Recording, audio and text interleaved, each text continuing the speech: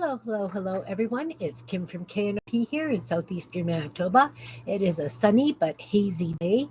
It is currently 27 with the humidex, which means it's 81 Fahrenheit. Air quality is the pits. I was just out briefly checking out my daughter's new vehicle, and so I'm a little struggly for breath. So if I'm doing some yawning, please understand. Welcome, Belinda. Welcome, Anne. Nice to see you. Yes, it's you know how that goes. So I would love to celebrate my wonderful subscribers. I have reached 200 plus, and what I'd like to do is I'm gonna do random number things, if that makes sense. Like I will say a number, like choose a number between 1 and 10, and then you guys do it, and the closest one without going over would receive an envelope of Kimbits. So I have the envelopes ready. I just need to stuff them and send them out. So I'm hoping to do some of that throughout the live today. But I thought what we would do is I have these paint samples, these paint chips. Those aren't paint chips, those are just plastic dividers. But I have all these paint chips, and hi Sherry, welcome. I had planned on, and the other Sherry, welcome. Hi, Sherry 1 and Sherry 2. Nice to see you guys. Sherry Habing did a video of a couple of journals she did. Please check it out. She did a really nice job on them. I don't have any mods here at the moment to put it in. Who would like to? Hey, Laura, welcome. Nice to see you. So, I need a mod. Can I make either Anne or Laura a mod? Can I do that? Laura, can I make you a mod? Hello? Am I lagging? Thanks, Laura. I'm excited. Okay, so I'm going to make you a mod. You just have to snag you and add as moderator. Thank you. If you could put Sherry Hibbing's site, like her YouTube channel in, I would love that. Hey, Barbara, welcome. So she did a wonderful video on a couple of journals she just did. If you want to put any other, I'm sorry, I'm excited today. If you want to put in other people's channels, please do so, including your own. Laura also has a channel. So I want to use up more of these darn paint chips today, guys. So I'm just going to take out a few and we're going to paint on them today. No big surprise there because it's paint chips. So let's start off the wonderful day that we're celebrating with a draw. So what I'm drawing for is I'm going to send an envelope of Kimbits to whoever reaches the number or is closest to the number without going over. And I'm going to use a random number thingy on my tablet. I will set that up. And you will have to, if I don't have your mailing address, you will need to send it to me in a private message, please. Okay, so we're going to do a number between 1 and 15. Closest one without going over is going to get the first envelope. And I'm going to put random number generator in here.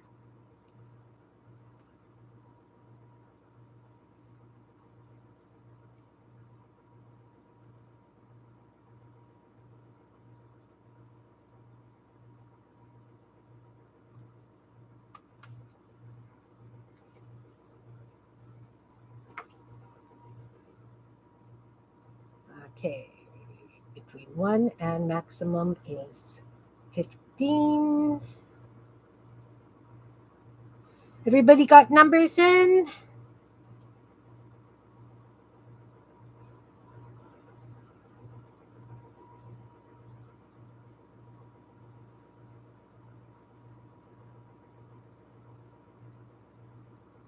I think that's everyone who's here right now. Okay, I'm pushing the button.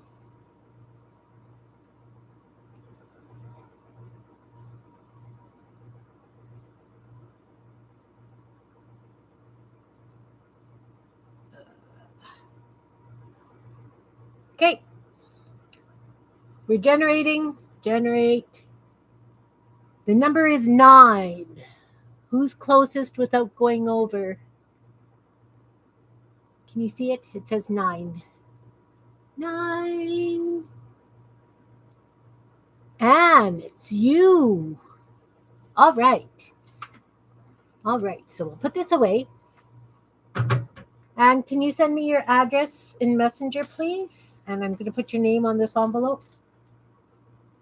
Just have to find a writing stick. You'd think I'd have one right here. And it's going to be Kimbits.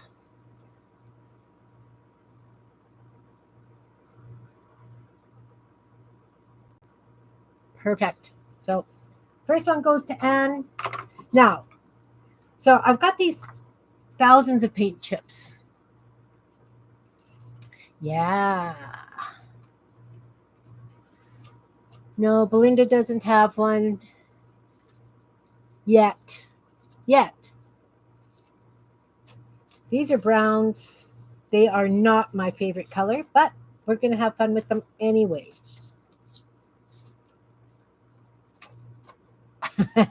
Yes, put them out there. I like putting them out there. So you guys know that I was enamored with Create with Becca's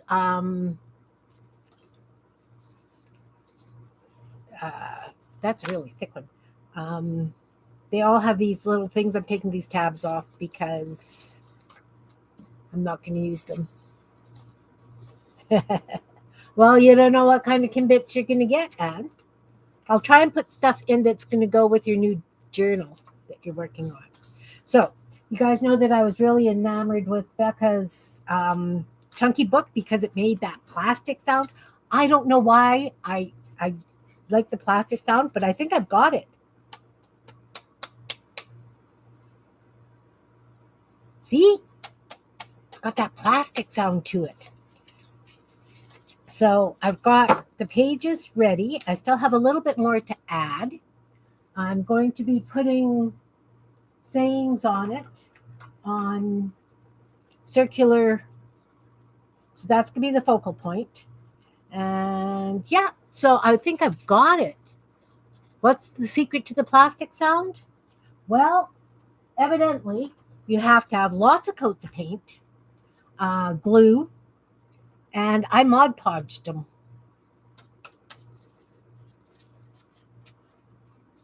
And unfortunately, that's where I learned that this Gelosity gel pen that I love so much runs.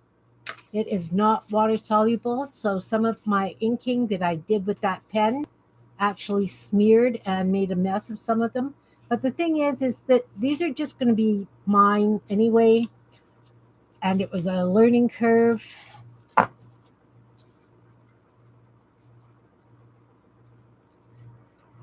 So yeah, I love the sound. It's a very strange because I'm not a plasticky kind of person, but wow, it just makes me happy. Okay, so I ripped off all the edges. I've got some paint chips. They've all got that printing on them, so sometimes I'll collage on them. Runs. Yeah, it's not a circular motion, it's a mess. Anyway, paint chips. I'm going to wobble cut some corner pieces, corner tucks. I'm just going from this corner and going to that corner because I can. And the nice thing is it's already got that right angle, so you know it's going to fit nicely into the corner of your books. So I'm going to do that with these ones I've got stacked here. Yeah.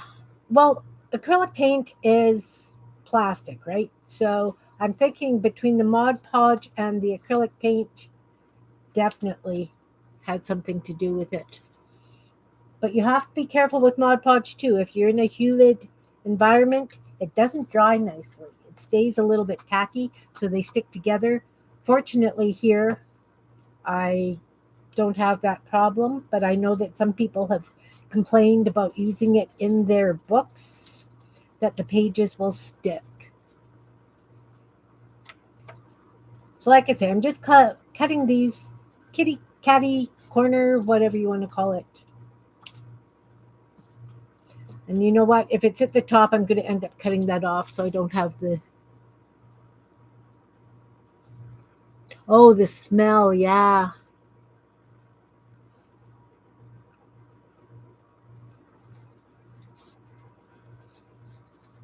All right, so I've got these ready to paint. Oh no, I don't. Look, I missed one or two actually. I'm just going to go right through those words.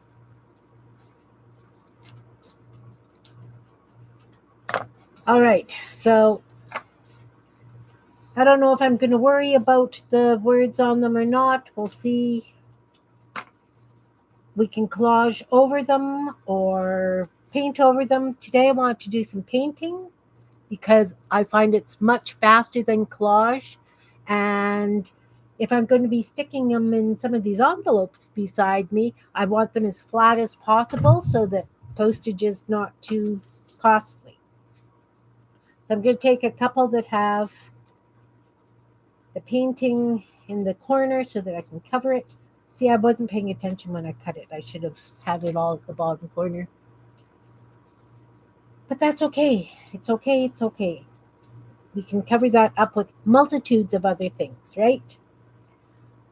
Now, when you guys do your corner tucks, do you like them to fit right at the corner of the page, the bottom corner of the page, or do you like it up a little bit and have something kind of hanging over the edge? So that if we had this and then something here that's decorated, we could get away with hiding the corner. It's okay, Laura. I appreciate you guys. I really appreciate you being here.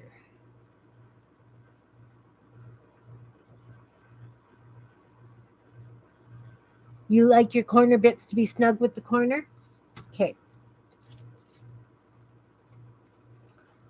I kind of like having something over the corner sometimes. It varies on what I'm looking for. If the corner tucks are smaller, if I'm doing one, say, this size, then I do like it to be hanging over the edge because I can put it anywhere on the page then. You like your corners snug as well? Okay. Okay, Anne. So then I'm just going to do these ones so that they're going to be flush with the corners. Need some this way, some that way.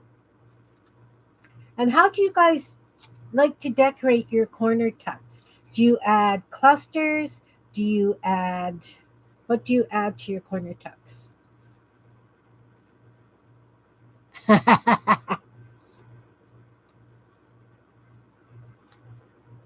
Me too, Laura. Uh huh. Okay. So I'll do these ones for now. So we'll start with a green. I have a yogurt lid or something. Yeah, that's a yogurt lid that I'm going to use.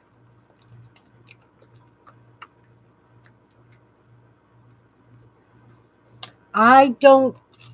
Okay. I say that I'm not matchy matchy, but. Oh, I got boogers. I have a schmata right here. Got rid of it. It's gone now. Nope, still another one. Ugh, it's okay. All's good.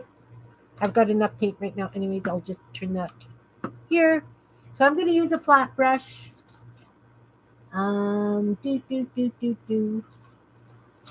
This is a 1/2 inch flat. I like this one. It's flatter. 1/2 inch flat. Hey, Don. Welcome, welcome. Thank you guys all for being subscribers. I'm thrilled to reach 200. I'm doing giveaways today, Dawn. We're doing random numbers and things, but I figured, I would do some work between pulling numbers. So I pulled out a bunch of paint chips because I have gazillions of them, and took a flat brush, just some green paint, and I'm just going to do a stem up.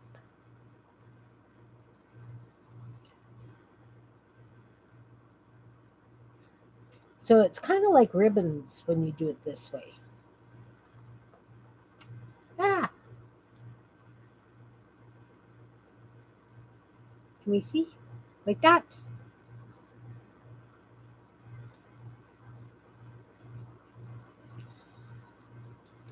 So I'm going to just do that kind of thing on all of them. I'm mass making. Because it's hand painted, they aren't going to be all the same, but I am mass making today.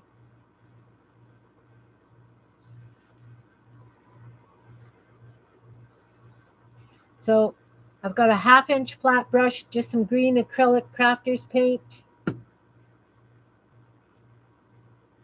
And I'm making some corner tucks.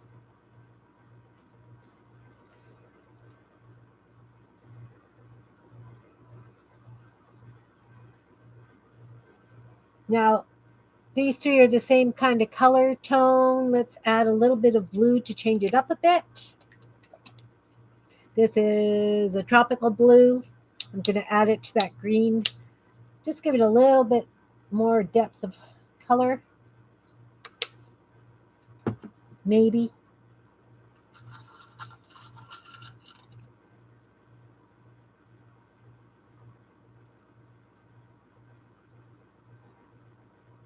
It's a little bit darker. I didn't want it exact as this. I'm doing a batch of these.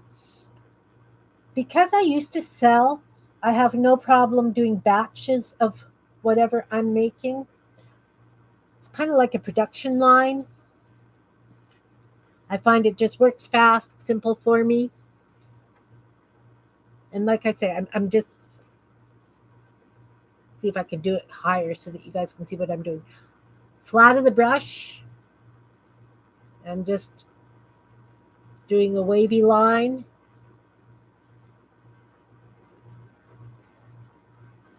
And it gives it kind of a grassy kind of a look.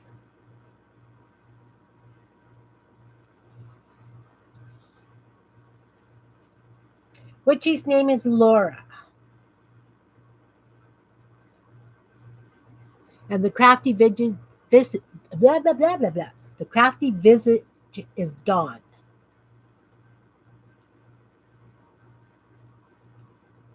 So when I've got these stem things happening, once they're done, let's do another draw. So we're drawing numbers between 1, I guess I'm going to go up to 20 now. And the one that's going to be closest without going over is their name is going to go on the next envelope. Anne has already won one.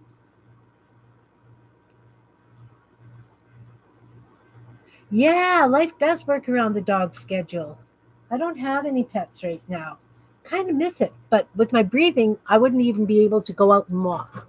Okay, so we've got 17. Let's change that to 20. Go ahead and put numbers in.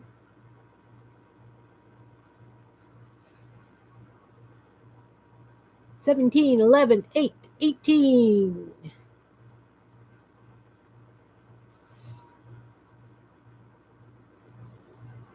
How's the dog for hair, Anne?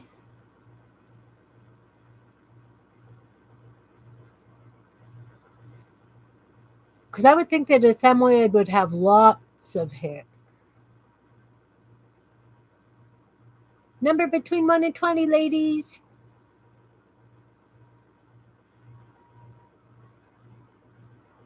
Hi, Pam. Welcome, welcome.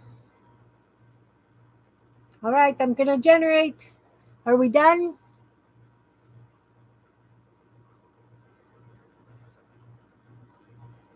So the closest one without going over gets the envelope.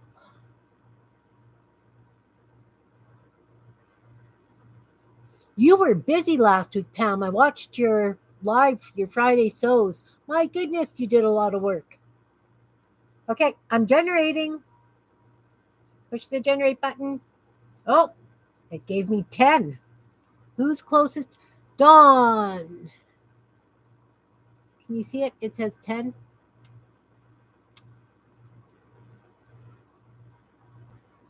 Dawn goes on the next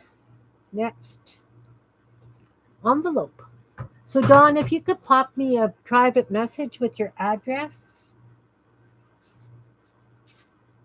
you could do it either on IG or let's use one that's got a bit clearer center.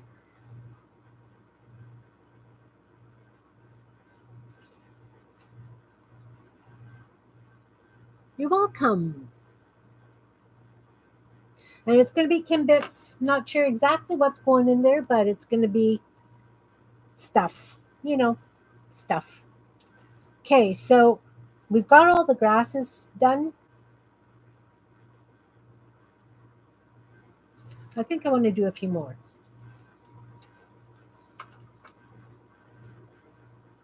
Let's do an even dozen because that just works for me. It does. So again, 1/2 inch brush, dipping it in the paint, going flat and making just a wavy line.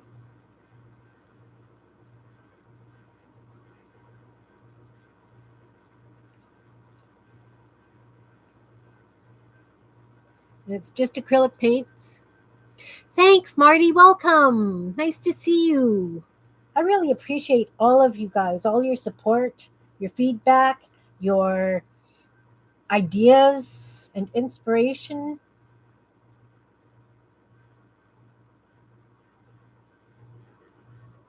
I'm just doing some corner tucks right now out of paint chips because I have so many paint chips. So many paint chips. And I'm not going to worry about the printing on them. Just shows that you're recycling stuff, right? If it's at the bottom corner, I will cover it up, but if it's up top or something, I'm not going to worry too much.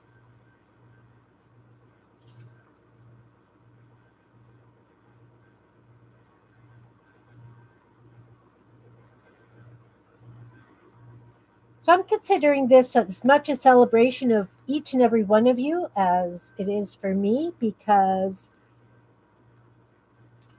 you come and you watch and you support me. And I appreciate that so much.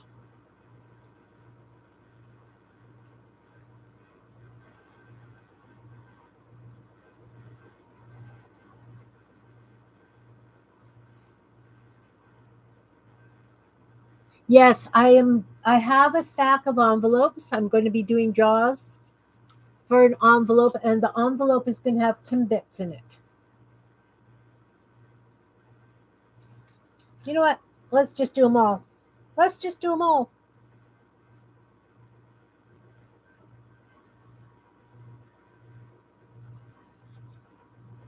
And I'm varying, 3, 4, 5 stems. at a time.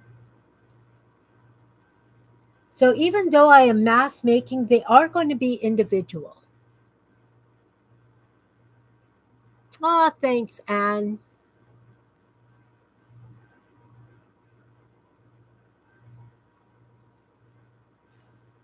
My girlfriend sent me a video today of this heatable foam.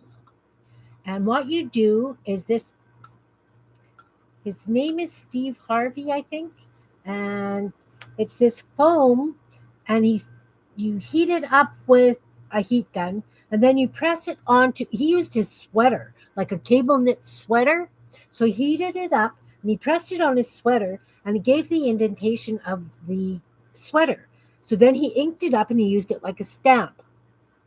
So then he washed the ink off and he heated it again, and it went flat again. So he could use it over and over and over. Oh, no, Don. No, no, no, no, no.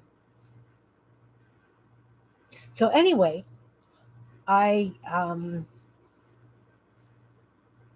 checked it out on Amazon, and I think it's 3 sheets for about $18 Canadian. And I think they're like 5x7, 4x5. Anyway, 3 sheets.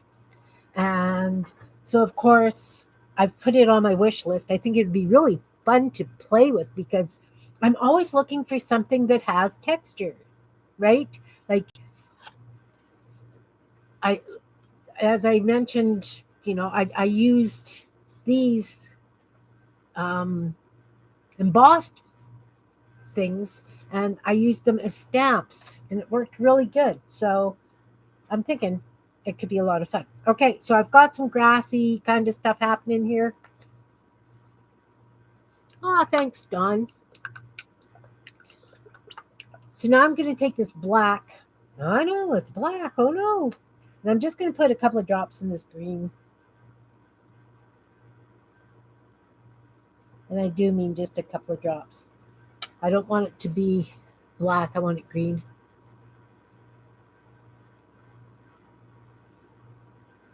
That's right. That's right. And I appreciate every one of you. Every single. Oh, look, there's a paint booger. Let's get rid of that.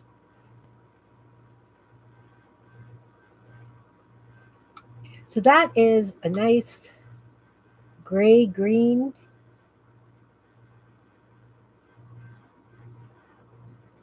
I'm just going to add a bit more green to that. You know what, Laura? I think a lot of it has to do with my messy desk studio, to be honest with you. I know a lot of people can't handle mess, but I do clean it up. It just doesn't last longer than 5 minutes. Whoa! Now I've got paint everywhere. That's okay. It's washable. Now it won't come. Oh, well, see, I haven't been using my paints much.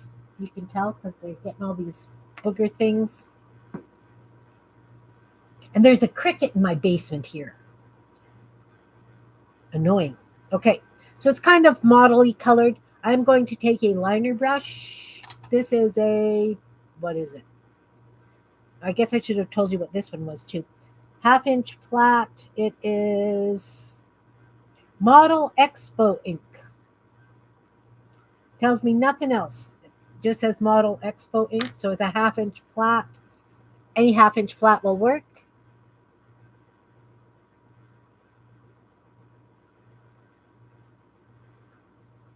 I don't know what it's called. I watched the video. She sent it to me in the middle of the night. So I watched it first thing in the morning and didn't really check it out. And this one is a American Painter 4350 liner, and it's got a number 2 on it. Whoa! I'm so excited. Okay, so I'm just gonna do some grass now. I've got the tall, stocky things, and I'm just gonna take the liner brush and just do some wispy grass coming out.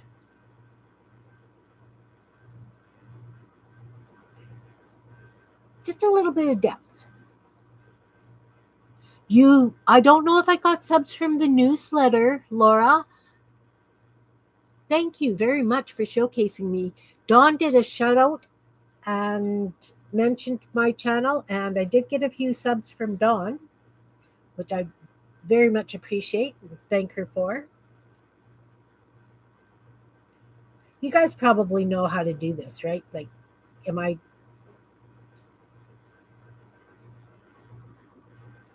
just some wispy grasp? Grasp? Grass. I appreciate that, Laura. I have some ideas in the works for specific things for you guys. Jean and I were talking.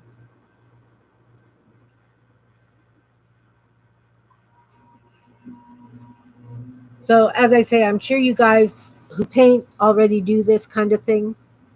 Oh, it looks like seaweed. Oh, I could put fish on these. Some kimbit fish.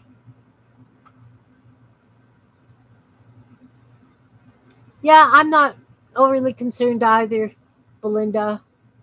You know, I have to have stuff at my fingertips or I don't use it, right? Like, that's the really, really big thing about it.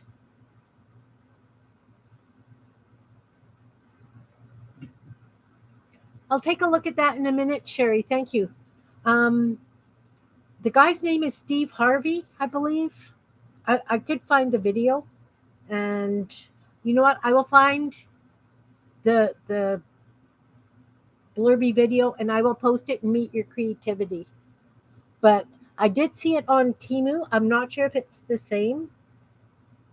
You heat it with a heat gun and use it to make impressions, and then you can reheat it. And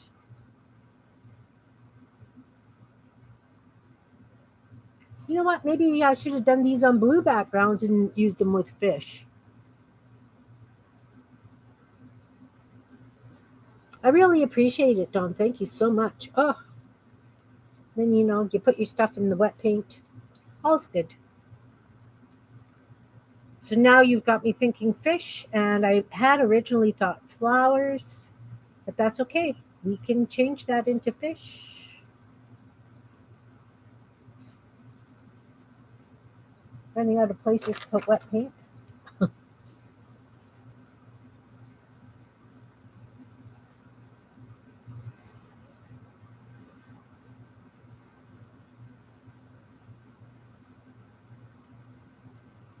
Laura writes the newsletter for Defy.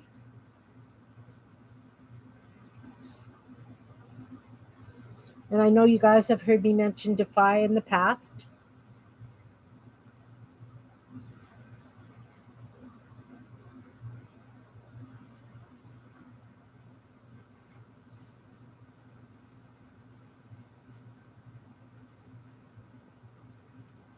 Yeah, it's starting to crowd in on me again.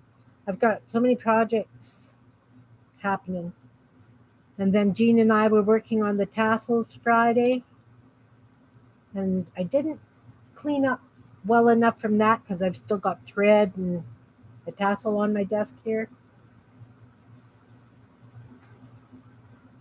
Yeah, it is a spongy material. As I was saying that I saw when I Googled it, stuff from Timu came up, but I haven't ordered from Timu, so I didn't know if it would be the same stuff as he used. The stuff on Amazon actually has his name with it. Getting really carried away with these grassy things, guys. I know, Dawn. And that's just it to me too. Like, if you're truly a crafter, where's your stuff?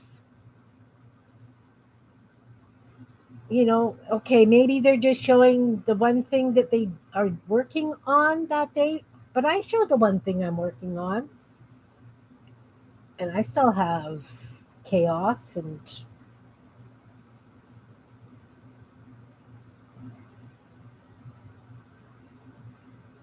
you know. So I'm going to do these grasses, and let's do another draw.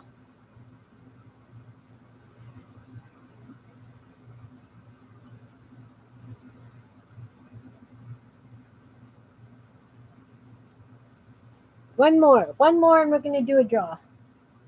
How many people do we have here?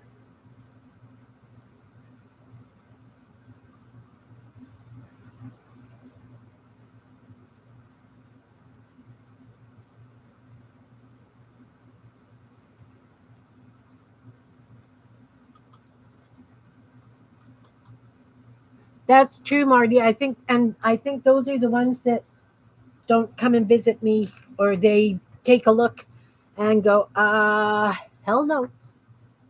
Okay, 11 people are watching. We'll do numbers between 1 and 20 again. Thank you, Laura.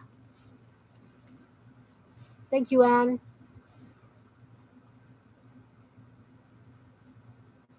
Do you know what?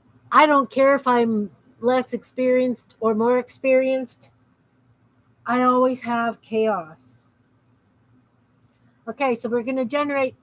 Put in some numbers, guys. Hi, Beth. Welcome, welcome. We're just doing a draw for an envelope with Kimbits. I'm sending out an envelope with Kimbits, celebrating all my lovely subscribers. We're choosing numbers between 1 and 20. Thank you.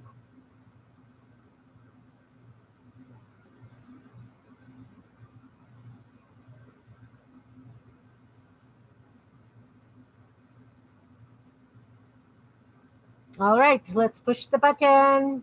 Do we have lots of numbers in? Pushing button 15. Pam. All right. Pam, hun, send me your address in Messenger, and I will send you an envelope. I will. Beth, listen. I've been working on my chunky book.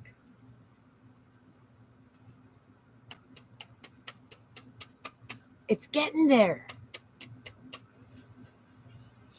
But yeah, I did these no focal points yet. Congratulations to my lovely winners.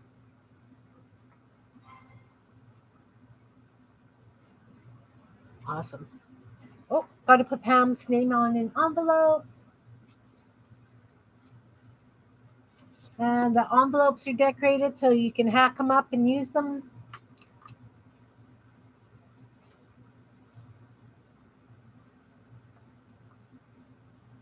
Awesome. On the envelope. Okay, so I've got my base pages done. I know what my focal points are going to be. They're going to be sarcastic, rude sayings because they make me smile. And then I just have a little bit more doodling to do on it. I'll put another coat of Mod Podge, and I think they'll have the sound that I really want. You are lovely. You guys are all lovely, Barbara.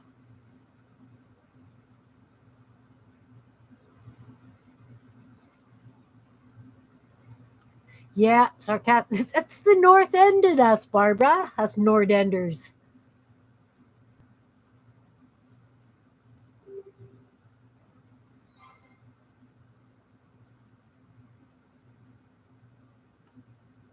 So my chunky book is just about ready. I have started with the rude sayings. I'm putting them on plain colored circles.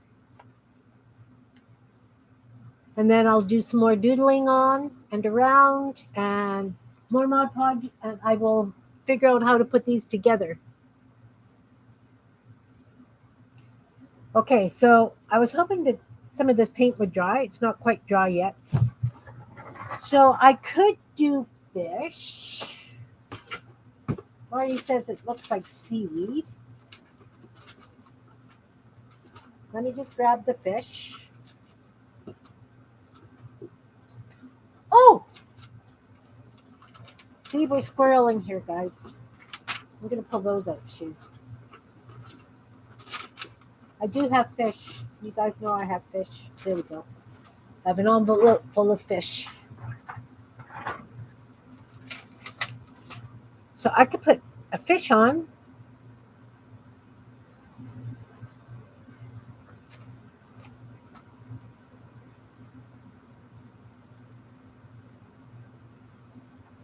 So, do I do fish? Or do I do pink flowers? I got sidetracked by my chickens because I was thinking of what I could use for focal points. No, I don't think I like the chickens. I think I like the circles.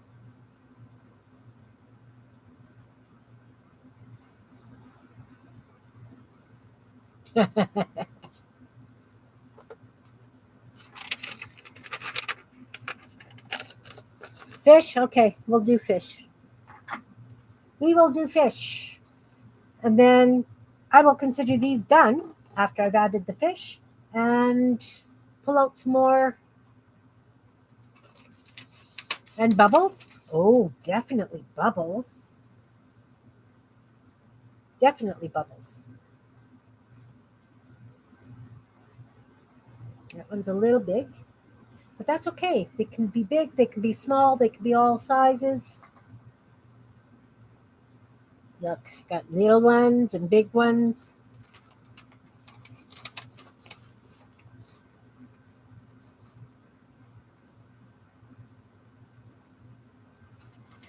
I don't have fish that really match, or maybe I started out with fish that match, but because I threw them on an envelope, they are all. Oh, that one's upside down.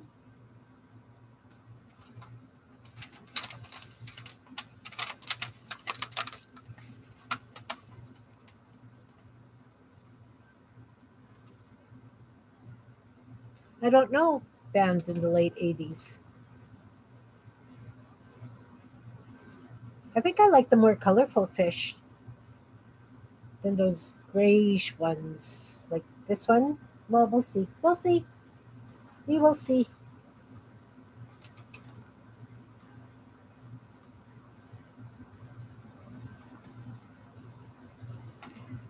Now, my question is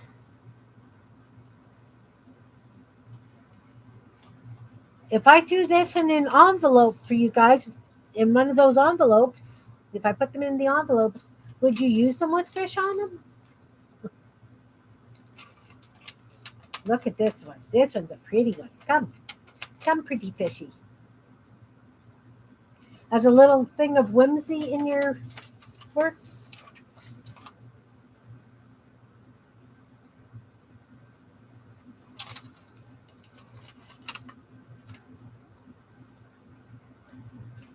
I like to be an Oscar Mayer reader. Yes.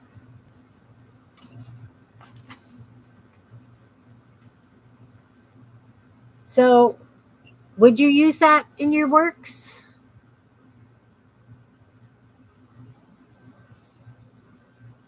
With fish?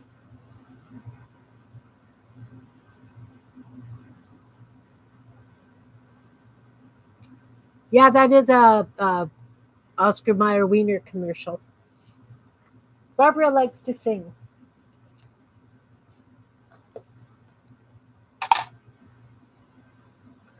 Nobody's answering me. I'm putting fish on them, guys. I'm putting on the fish.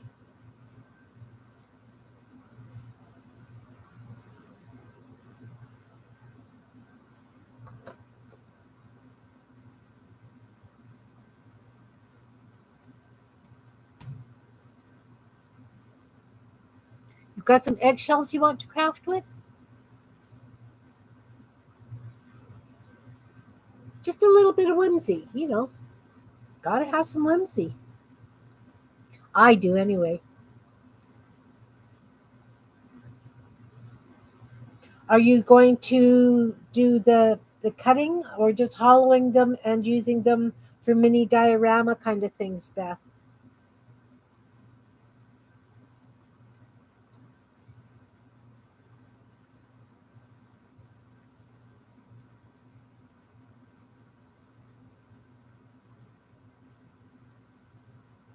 Okay, Laura.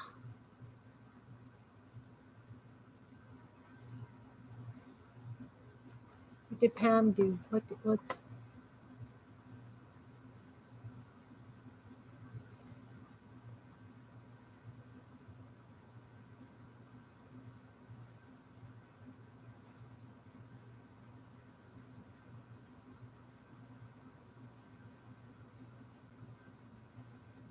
these are fun. I have to admit, I like them.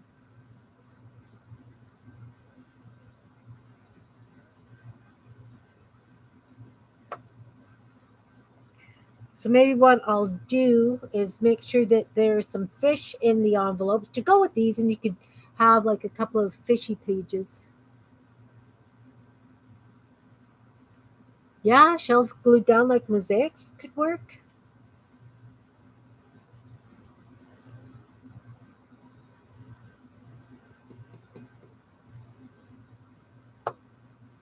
Definitely, definitely.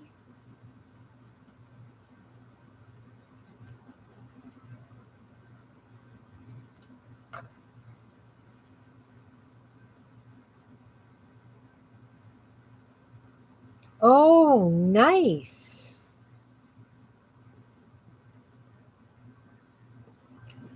I have boxes of CDs that I have planned on doing something like that. One of those reflecting balls for the yard. But that could be really cool on like the cover of a journal.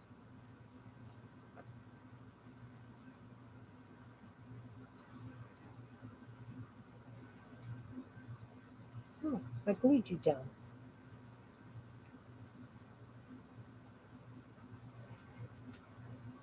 I didn't like that fish, did I? Let's find another one.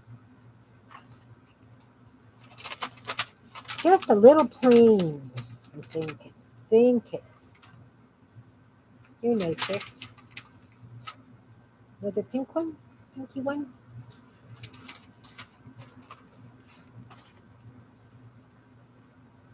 Oh, coral underwater. Okay.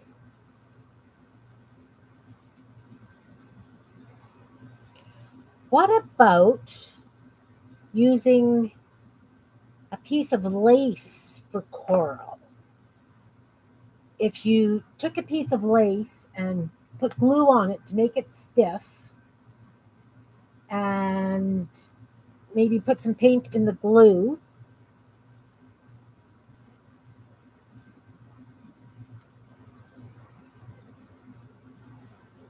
Yes, yes. I've actually thought that those would work good for my Kimbits, but some of my Kimbits are on the rather large size.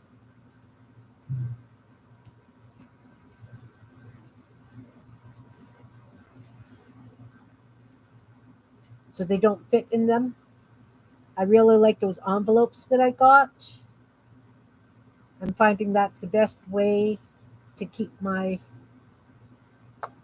Kimbits organized, even if they're not sorted in any, I have to flip through them all to find what I'm looking for. I will organize that too one day, but I keep adding Kimbits, and it's just the way it goes. Just the way it goes. Oh, like a fishing net. See, I did that on, I've got some fish clusters. I do. Okay, these envelopes are gonna have fish bits in them.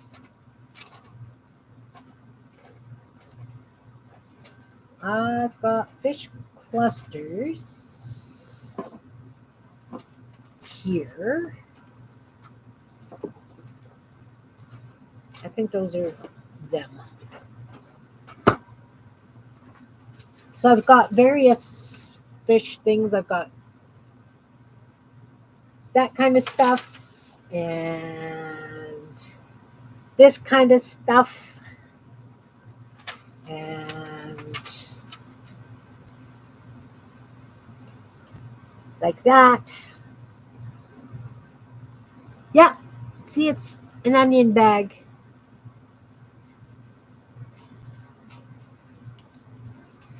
All right. A couple more to glue down, guys. And like I say, then I will call these ones done.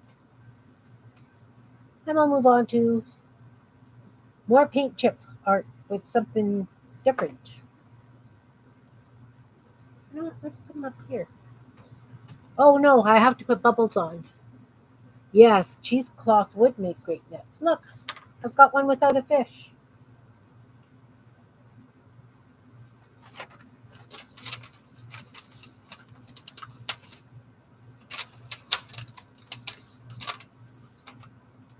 It's like a rainbow trout or something. I don't know. I don't know. So, if you're doing a more masculine journal, these kinds of things go great, obviously. It's hard to find stuff to put in a masculine journal.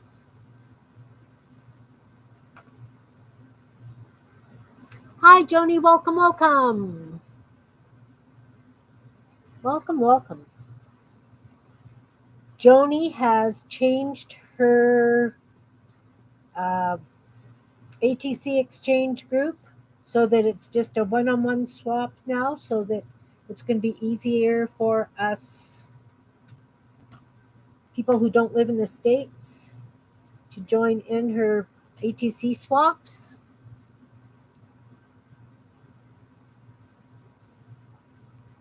So, Joni, if you want to put your ATC swap group in, that's a great idea.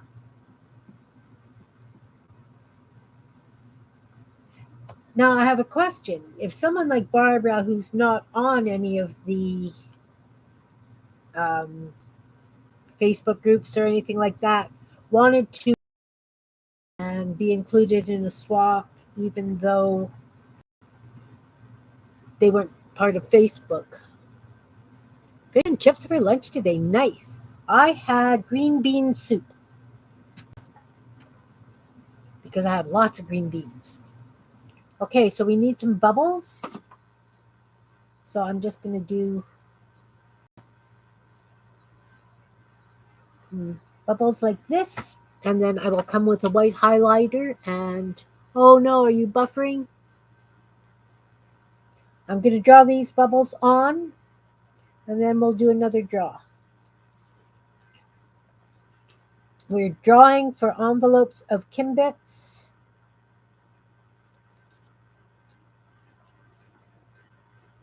And these fish corners are going to be part of the stuff in the draw. Uh-oh. There we go.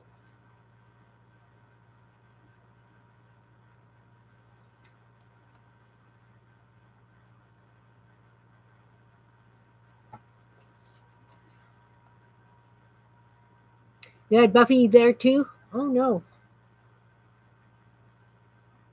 Am I buffering? Or, uh-oh. Hope it's not me.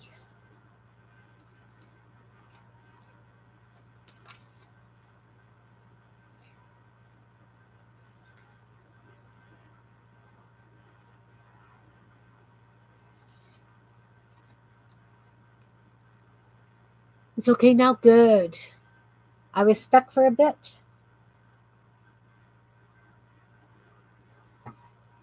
Well, I'm glad I'm unstuck.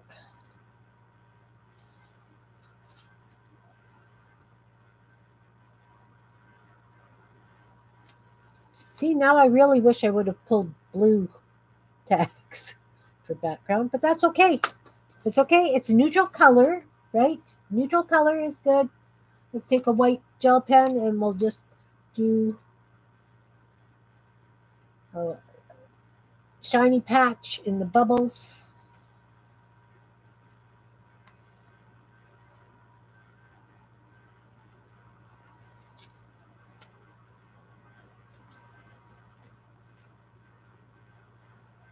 Joni has been busy making ATCs for her swaps. Anne is working on a journal. Oh, bye, Beth. Okay, take care, hon. Thanks for popping in. Beth is always working on something interesting. She's been making paper dolls, and I think next month's swap from her group is going to be mini books. I think. Joni's swap group is going to be really great because it's only ATCs. You only send ATCs, nothing extra. It's the rules, nothing extra. So I'm looking forward to that because we've had that discussion about not knowing what to send, if you're sending too much, too little, I like the fact that it's just the ATCs and that's it.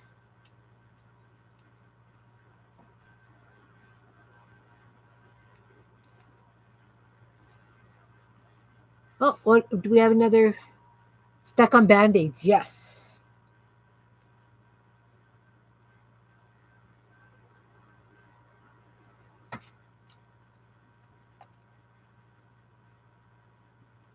So if anyone here would like to swap ATCs, Joni's group's for you. Because seriously, you're only going to get ATCs, you're only going to be sending ATCs, and that's a good thing.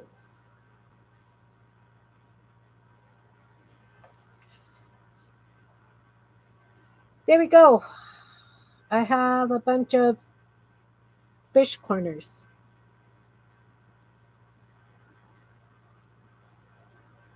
Yeah, Dawn, me too. No stressing about additional stuff or if somebody's going to like it, if somebody's going to use it. That's my big thing.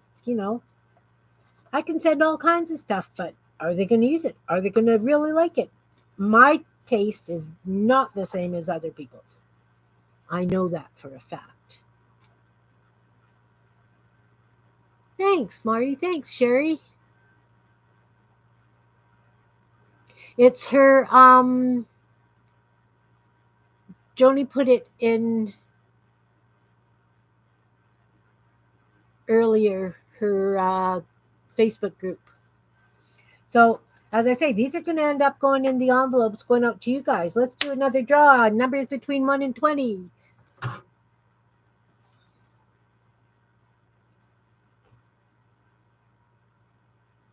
Yeah, different tastes.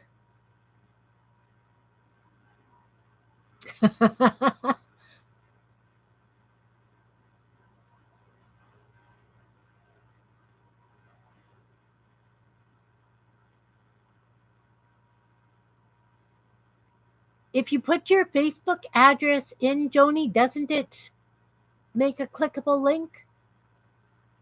Like if you copy and paste it? I don't know.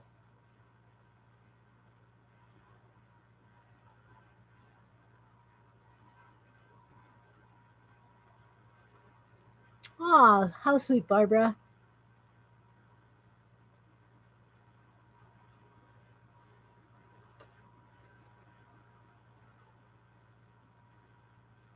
Oh,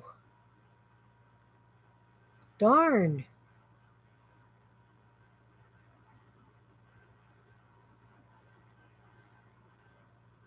Are we ready? Do I generate now? Do I wait another minute or so?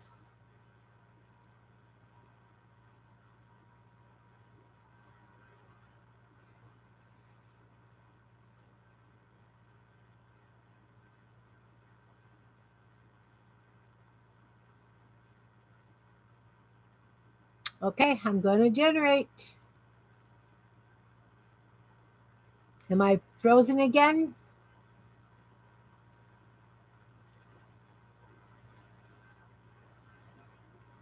I'm generating. Here we go.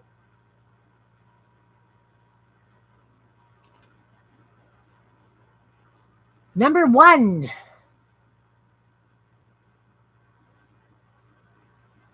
Number one. Joni. Joni, can you pop your address? I know that we have swapped in the past, but I'm not sure that I still have it.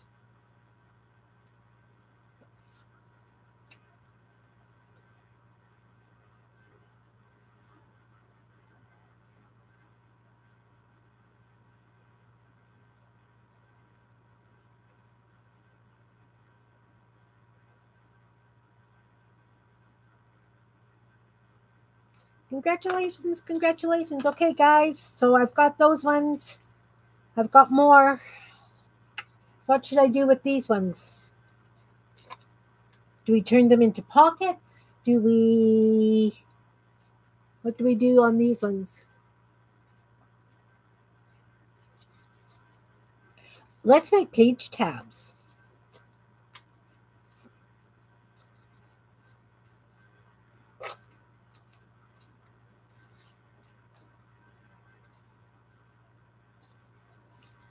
What do you think? Page tabs?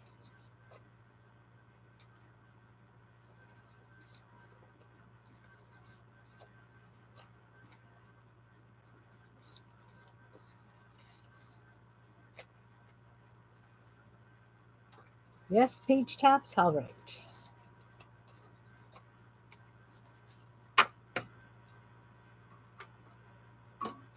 Let's use these. They're a nice size.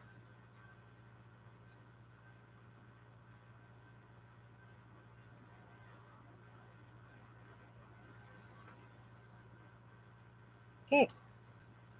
Now, how would we like to do these? Do you like it so that you've got a dangle? Do you want them this way? Or do you want... Yeah. Well, didn't get any paint on it. I'm just separating them right now.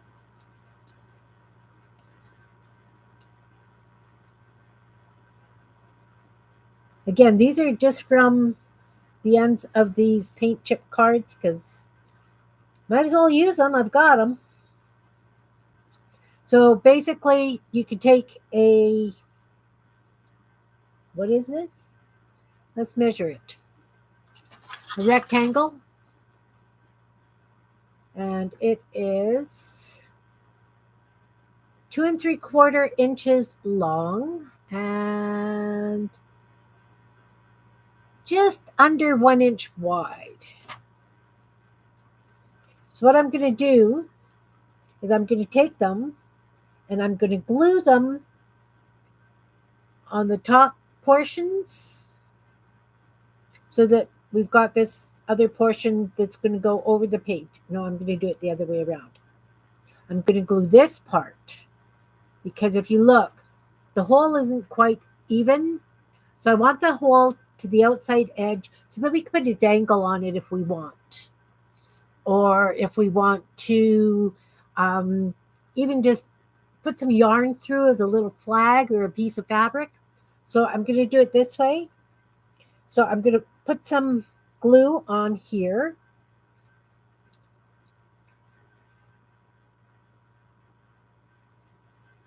And I'm going to put them together.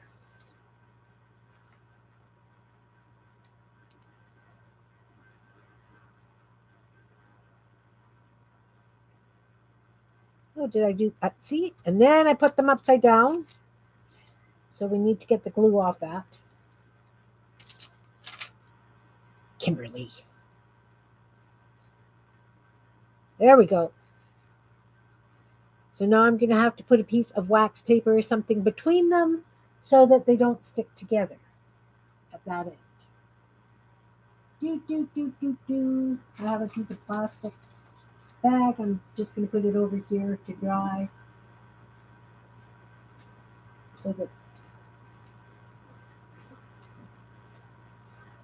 Goodness. There we go.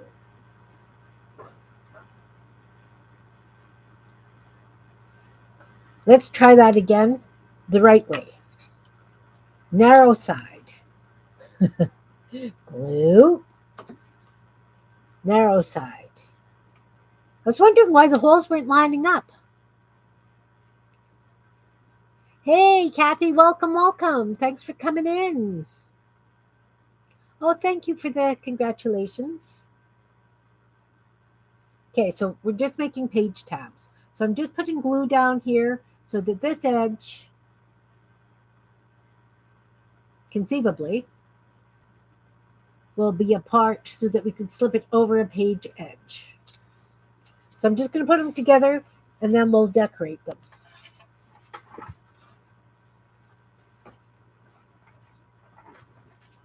You're having graham crackers?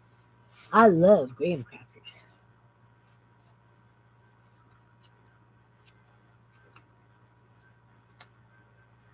That was always a favorite growing up, was some graham crackers.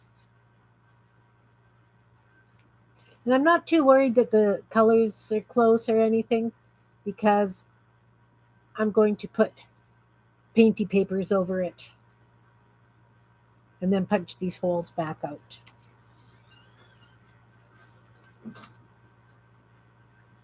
So again, if you have, I could just take a piece of paper and fold it over and do this. And I did it again. Eek.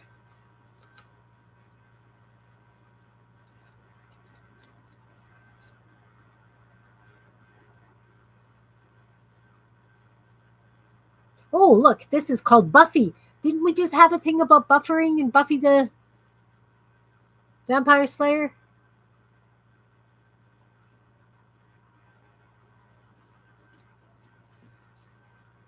Narrow edge, kid, narrow edge.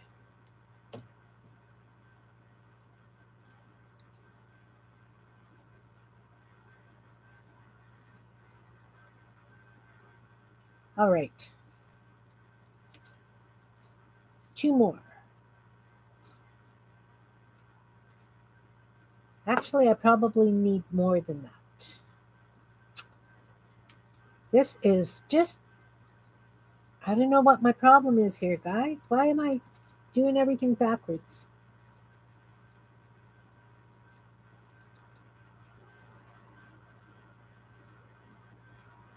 I don't know. I don't know. How many have I got? 1, 2, 3, 4, 5, 6, 7. I want to do 12. Want to do 12, so I have to pull some more.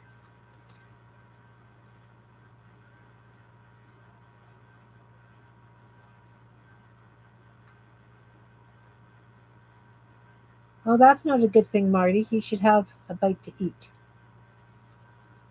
1, 2, 3, 4, 5, 6, 7.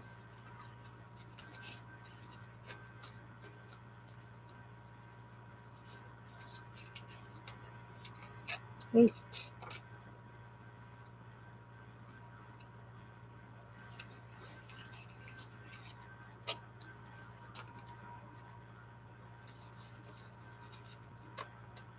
9.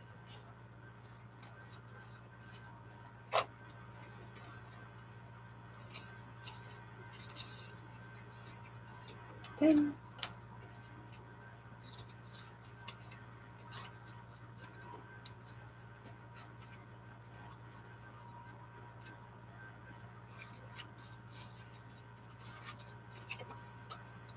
11.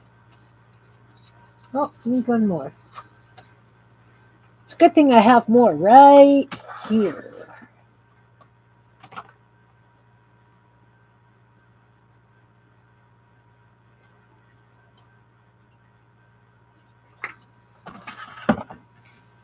Just grab another stack. Oh, look, it's oranges. Oh. Gonna have to do something fun with these guys. With the brown in there. I'll use that brown. So think of something fun to do with the orange paint chips I just pulled out.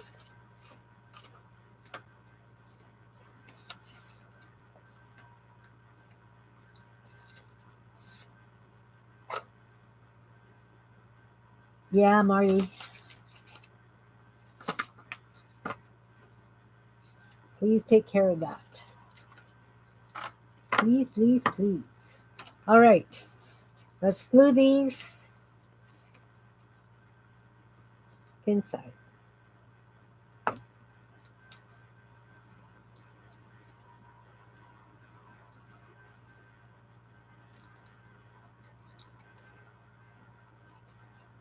So I had my grandsons here for the night last night.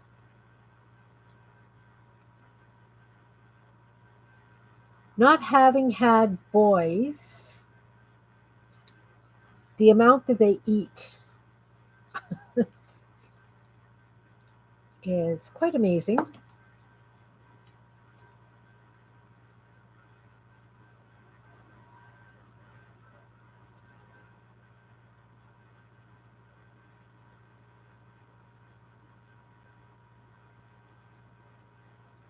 Yeah. Pumpkins, leaves, goldfish. Ooh, like all of those. Are we too early to do pumpkins? What about? I've got it. I could turn those into pumpkins, but like jack o' lantern kind of faces. Narrow side, narrow side.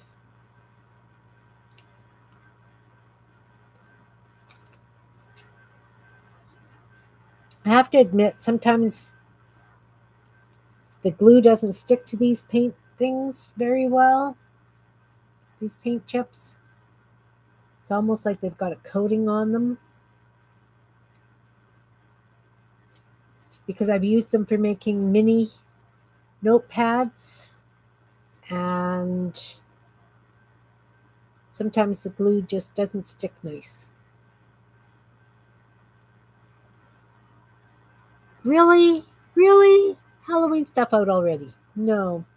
You know, these holiday things coming out so darn early like that, I think is just wrong on so many levels.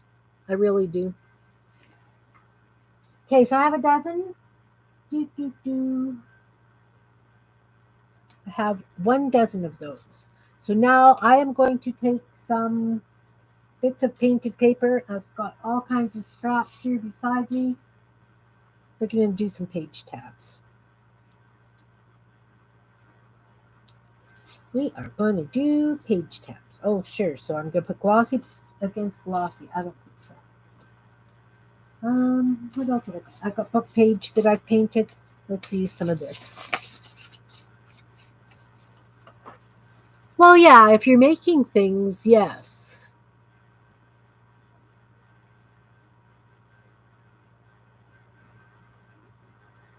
Oh, we have nasty air today. There was a fire in the city, and it created an awful lot of smoke, evidently. I'm just putting some glue down, putting this there.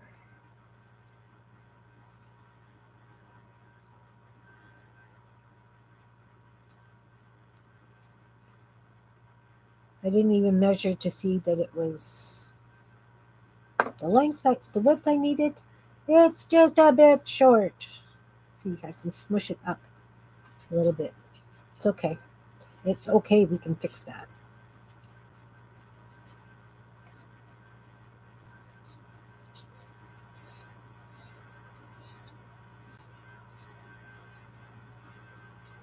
Welcome back, Maria. I hope you're doing okay. Gonna trim that at that edge. And while I'm thinking about it, I'm going to trim this edge a little bit rounded. Yeah, I'm just freehand cutting it because I don't measure and you know the way I work. Those of you who follow me, who have followed me for a while. So I can feel where the hole is in them. I'm just going to turn around and grab my hole punch.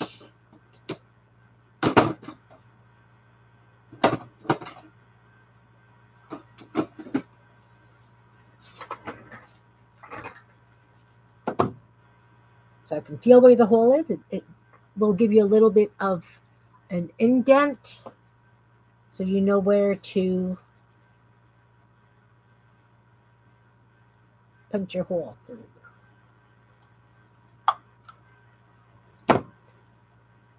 So there's a page tab. It's not decorated.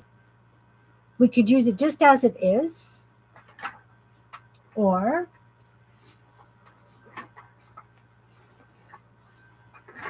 we can decorate it. So I'm going to do that with all of these. I'm going to use various bits of painty paper, so they're not going to match. And that's, you know how I roll, guys. You know how I roll. Let's grab some paper scrap. There's more pink blue, this one.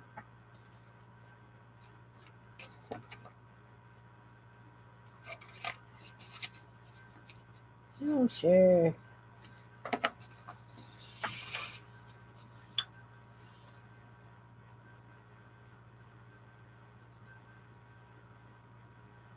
Oh, please, yeah, send the rain to here so that we can get them.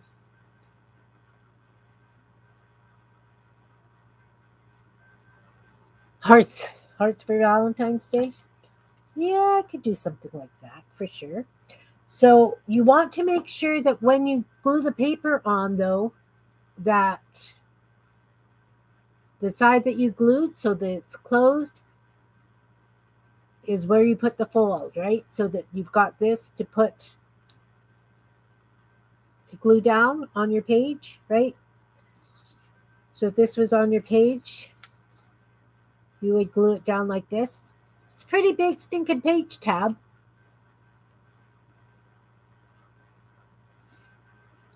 But they can be fun. You could do so many things with that. I'm going to show you. So this is the side that has the wings. It's got wings. This narrow side is the one with the glue.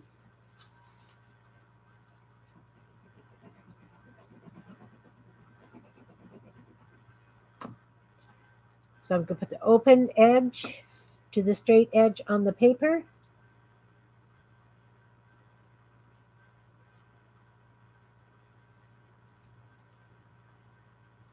And we're going to put glue on here.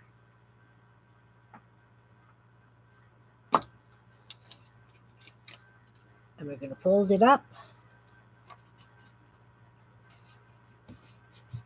This piece of painting paper was done on a calendar. It's got calendar numbers on it. I'm going to press it down really tight.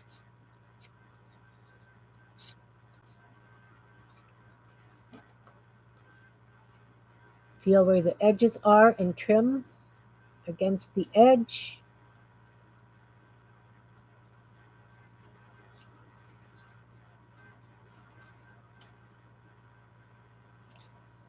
Around the corners.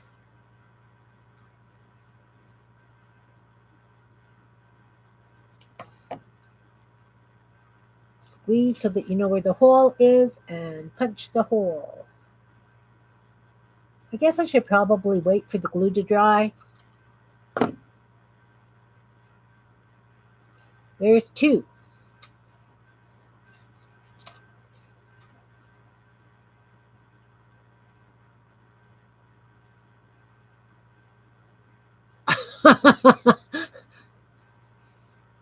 Nice, Marty. Nice.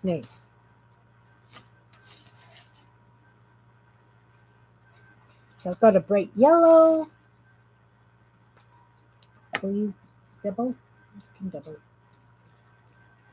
And there. We'll just cut that here.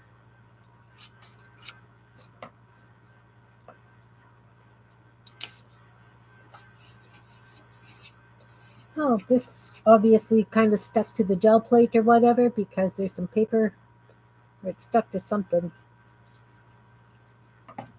It's okay. It's okay. So again, narrow side. This perforated side is the one that's open. Put this down against the edge. I hope I'm not boring anyone. So what kinds of things should I be putting on these page tabs, guys? Should I do flowers? What do we want on there?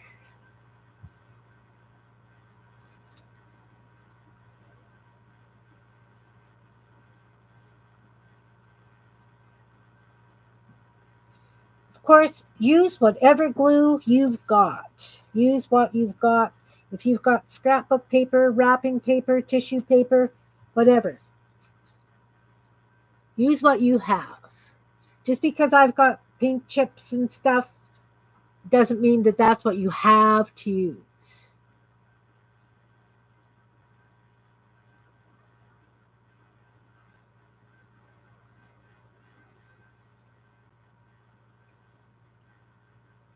Yeah, that was a pretty bad fire, Barbara.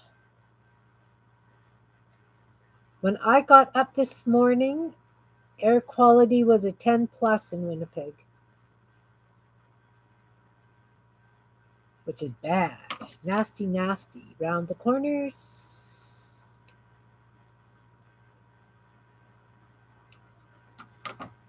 And punch the hole.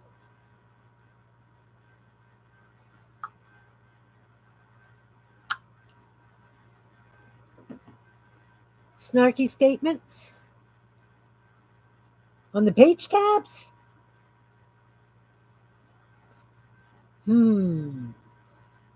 Well,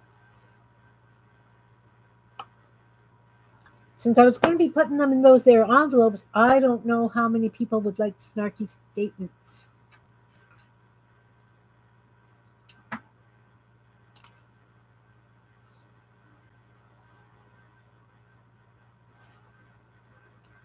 So we've got 3. Oh, these are taking longer than I anticipated. I'm going to keep this because they'll make great beaks. You know.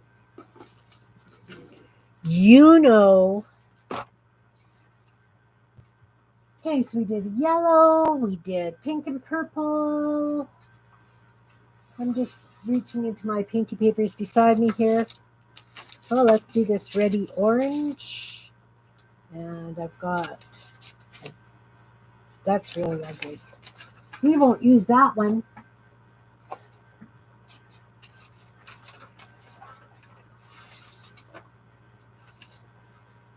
Just a red model, I'll use that.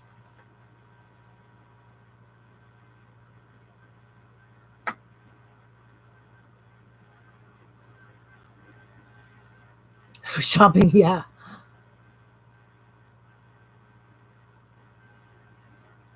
That's funny, Marty.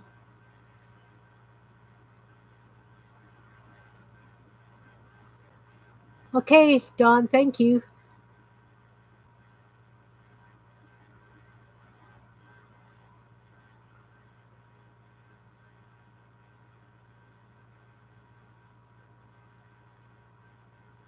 Yes, things do mysteriously jump into the cart when shopping at Wally World.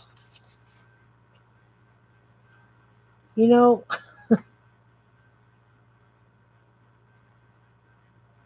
you think that it was bad when you had kids.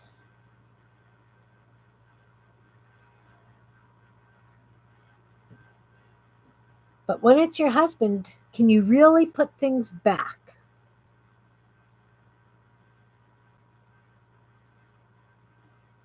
Really?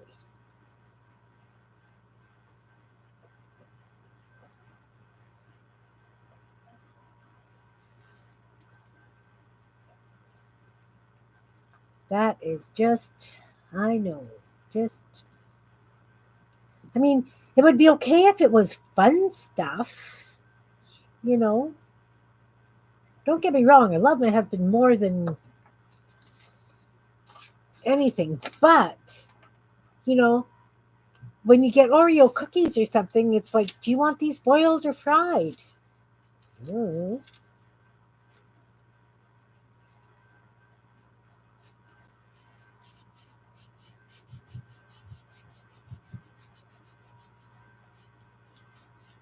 Oh, thanks, Barbara. Take care. Have a wonderful rest of your weekend. Fried Oreos are good. Well, I'll be honest. I found a recipe. It's not fried. I call it diabetes on a plate. And so you take a brownie recipe. They call for brownie mixes and whatever. And you put the brownie mix down in the no chocolate chip cookie dough in the bottom of the pan, and then you put a layer of Oreos with double cream, and then you put a layer of chocolate chip cookies, and you bake it. No, brownies, and you bake it, and then you have it with ice cream. Tastes incredible, but oh my goodness, the amount of sugar. Oh. And it's things like that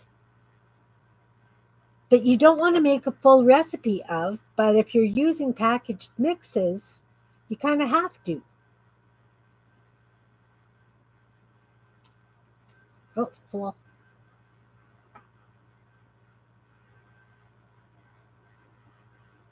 yeah, Amazon doesn't make suggestions. You're right. You're right. I get that.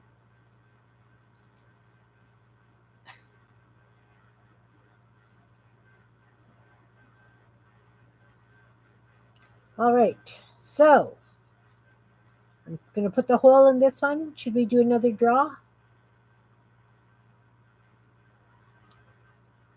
I think we should do another draw.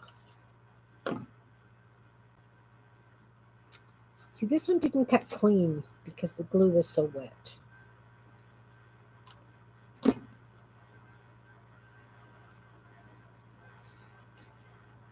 But Anne, that's my weakness.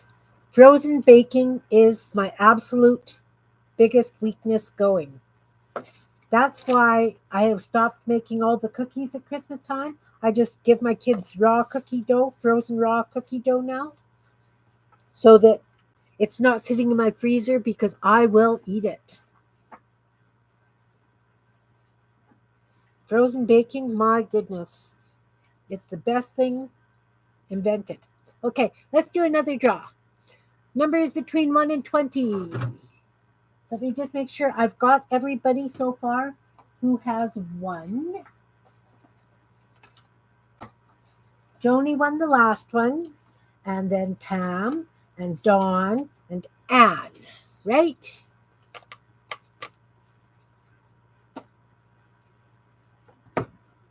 Oh, where'd it go? No, no, no, no. It's not what I wanted. I have to look up a random generator again. All right. Anybody else going to enter? You're going to win an envelope with some Kimbits.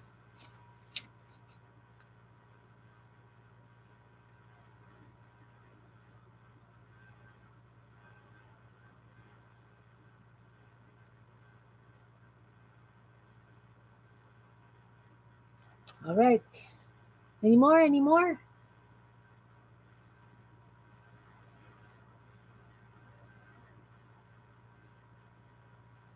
Okay, let's generate 5. Kathy. Uh-oh.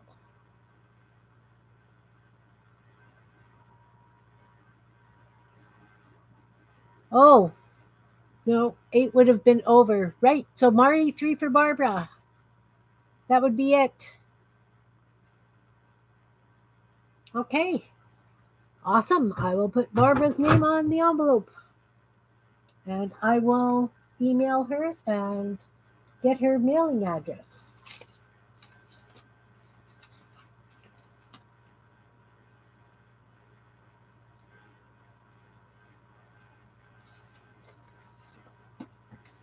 Okay. Congratulations, Barbara.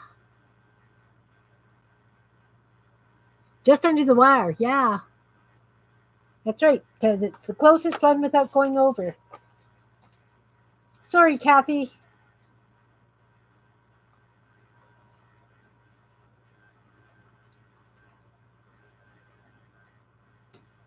Okay, so page tabs, page tabs, page tabs. We will glue this.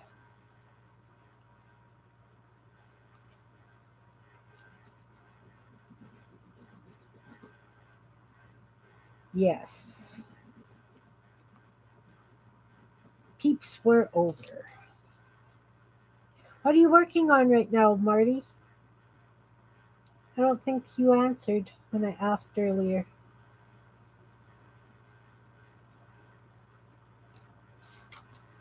Is anybody playing along and making along with me using just scraps of paper and doing stuff?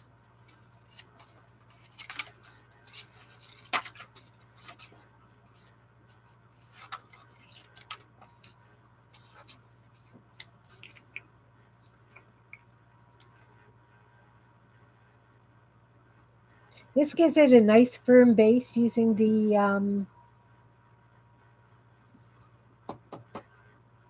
paint chips.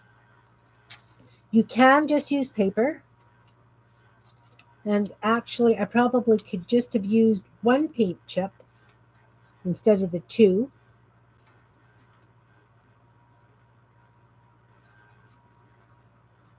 You Zen doodling? Nice.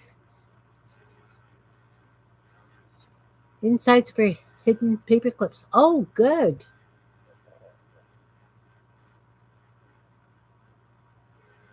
Okay.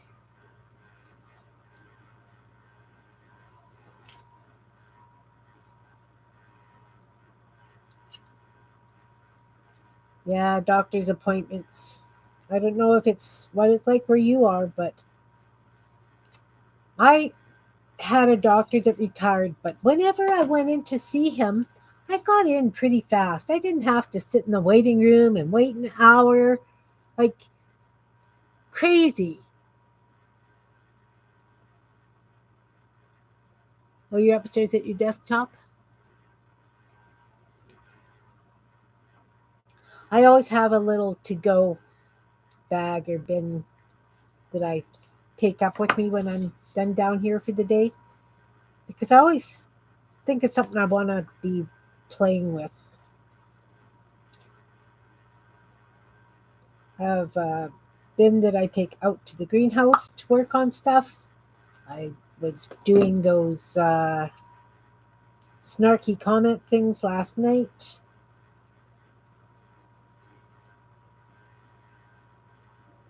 Of course, I'm laughing and I'm reading them and I'm writing them down, and my grandkids are like, "What are you laughing at, Granny?" So, of course, they were reading over my shoulder, and my youngest is going, that's really rude. And I said, "Yes, but I like it." Not a very good influence on the grandkids, obviously. That could be why they like to come here. I don't know.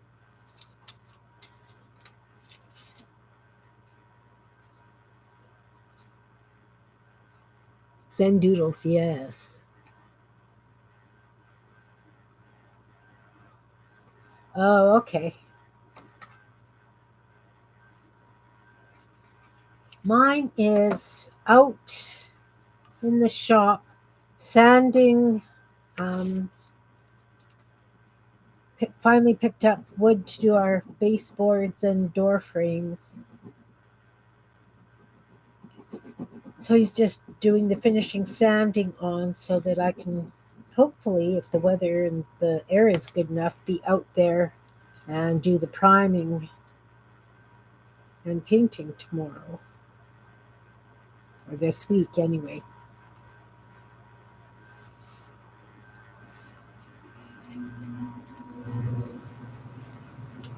And with it being summertime, we like to be outside more than inside. So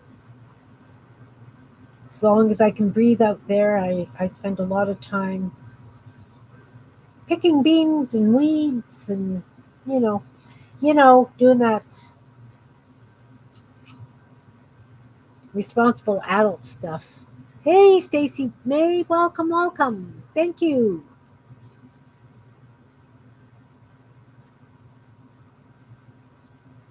Ah, see, mine doesn't watch TV.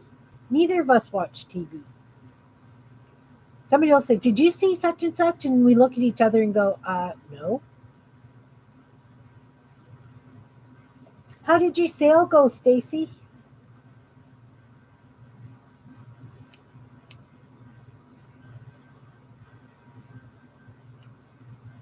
Stacy had a sale on her channel this past week.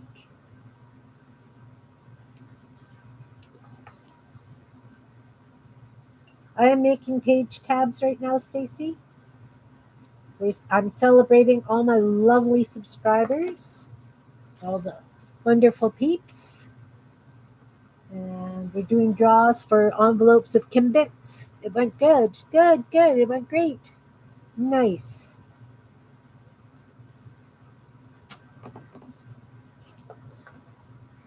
So what I did for the page tabs is I took the tops off of some paint chips because I have thousands of paint chips. And so I took the top tabs off and glued them, and I'm turning them into page tabs.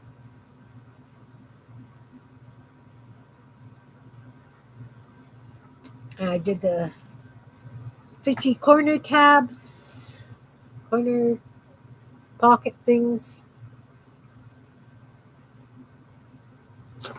Okay, I'll have to do that. Had my grandsons unexpectedly. Well, I can't say unexpectedly. They do phone and say, "Can we spend the night?" But they didn't give me any warning this time. They just called and we're here.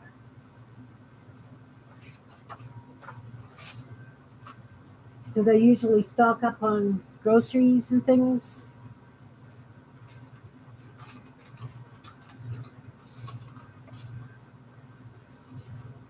I haven't used that one. And I've got this bright orangey. Although I don't think I want to use it for page tabs in case somebody reads that. Could be triggering um, pages from my last job.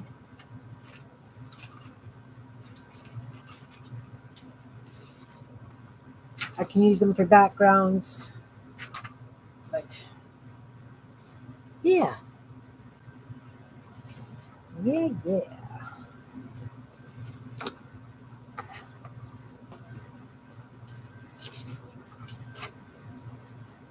This is kind of interesting.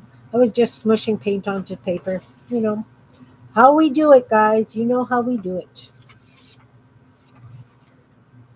This corner.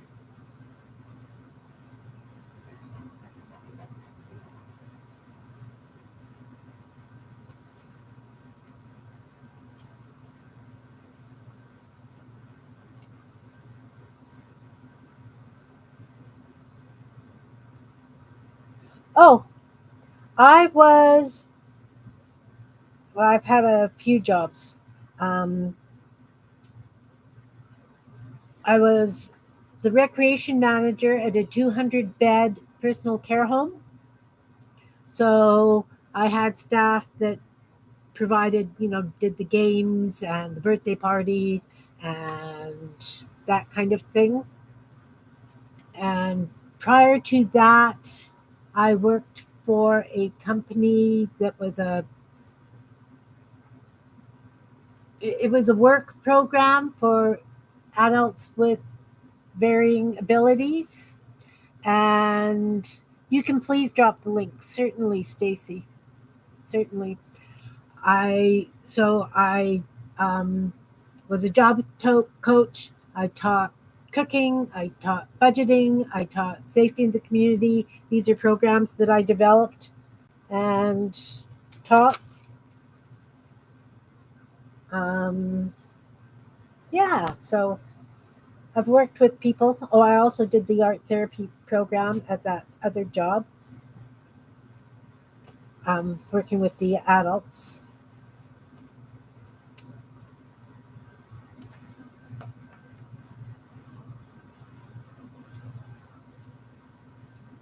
And before that, I was self employed. I had a craft shop. Well, it was more like a gift shop, but it was all local artists and crafters. Oh, thanks, Anne. Well, it was very, I found working for the personal care home very, very difficult because it was run by a corporation and I've always worked for nonprofit organizations. So being a number and the kinds of numbers, etc., I had a really, really hard time with that. The lady who hired me, we'd worked together working with individuals with varying abilities. And so she knew what I was capable of. I didn't have the letters after my name. She hired me because I was people oriented, not number oriented, if that makes sense. So when she moved on, um, the new management and myself weren't as compatible because they wanted numbers and I wanted people to be comfortable. Thanks, Kathy. Take care. I hope you feel better soon.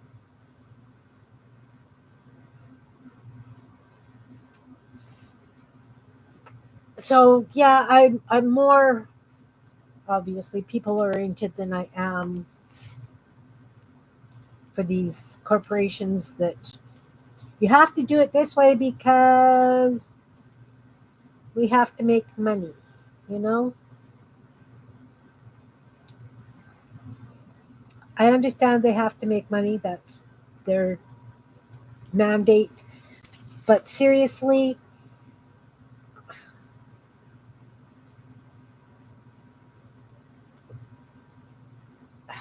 I okay, the people who have dementia and Alzheimer's and those kinds of mental problems, they do a thing called sundowning, or they don't sleep at night. And that's when they end up with a lot of people wandering the halls and disrupting other residents, that kind of thing. So I said, well, let's try this. So I took a couple of loads of laundry, the pillowcases, and I hung them out on a line and dried them. Yeah. And so then they had the fresh air smell of their pillowcases. They slept through the night. That's what they were used to, right? Because, okay, I'm 65. I did that just before I turned 60. So I just kind of thought about what I grew up with, what my parents grew up with, and geared it that way for them. Yeah, they do that too, Joni.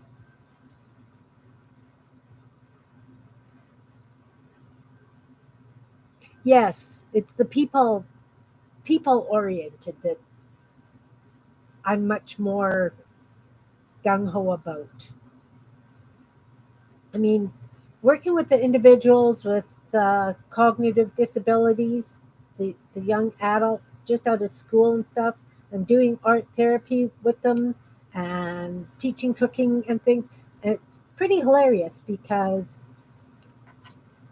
well, it's not hilarious, but The turnover in staff for those jobs is it's like a revolving door. And so, like for the cooking program, we would get these people in as staff, support staff, and the people who'd been in the cooking class for a while were teaching them how to cook. Yeah, that was a great solution. And seriously, because we grew up with stuff on the line. When you've got this stuff coming out of an industrial laundry, right? It's got that chemical smell. How relaxing is that? Nothing nicer than laundry dried out on the line. And it was just the pillowcases, so, it's not like we're doing the entire bedding or anything. It was just where their heads rested. And it worked, you know? It was just a simple fix. Common sense to me.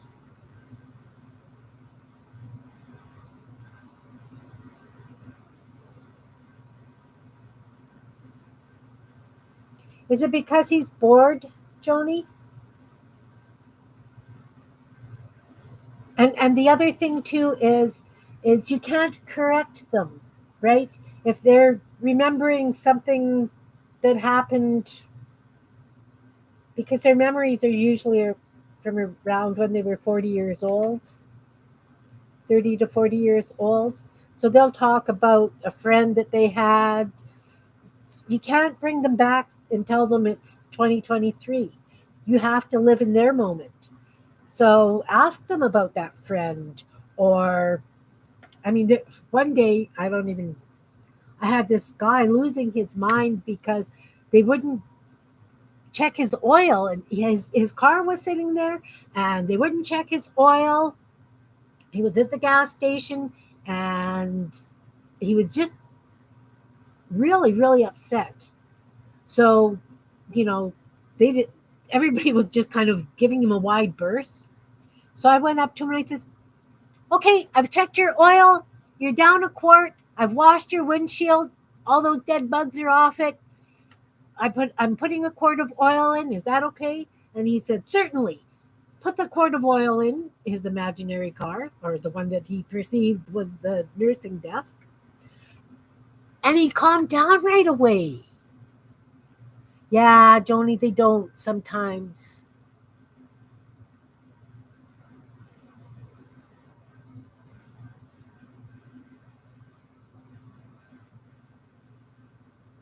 Right, right. Don't ask questions that they have to have a specific answer for. I had one girl or lady whose mom was in, and she made photo albums. Her mom didn't remember her or recognize her, but she would sit for hours going through old photo albums and telling stories about it. It's very frustrating for people, for the caregivers, and people get caregiver burnout, and then they feel guilty when they put their parents or spouses in a nursing home because they can't look after them anymore. It's horrible. Like, I feel so bad, so bad. And I've point blank told my kids, if this is the way it happens with me, I'm sorry, but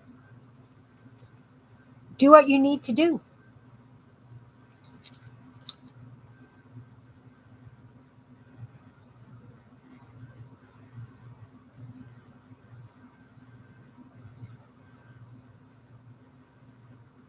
Yeah, yeah, and exactly.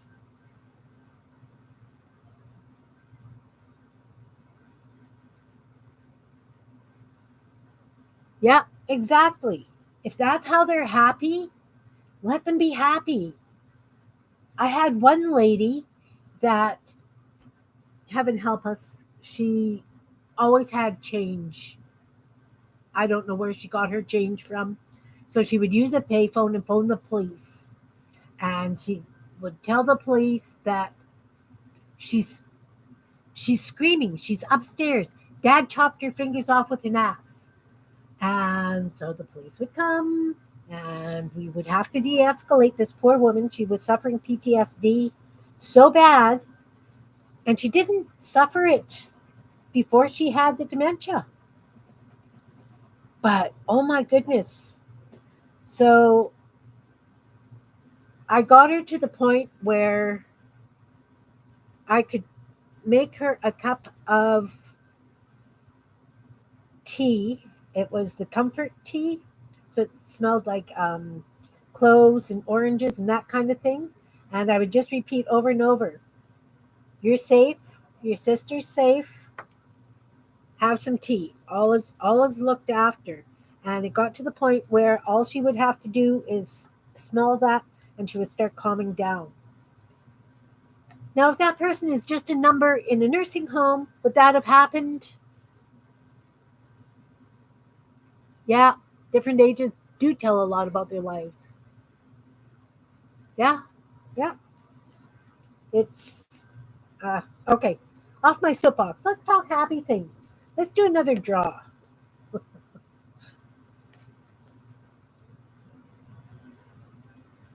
You know, it's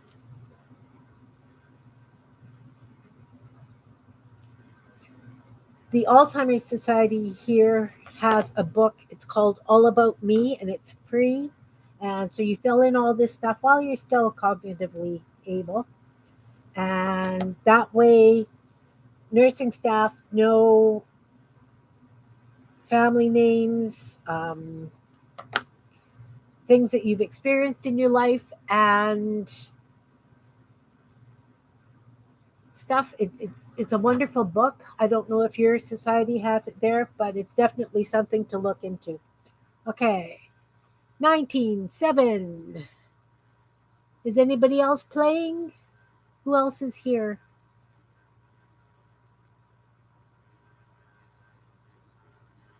1907 and 3? 22. Between 1 and 20. Sorry, Stacy.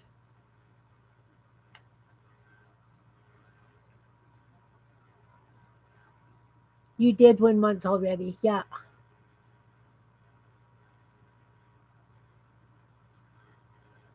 Okay. Pushing the button. Pushing the button. Generate. Number 7. Belinda. Bang on. Excellent. I will put your name on the envelope. And I do have your address.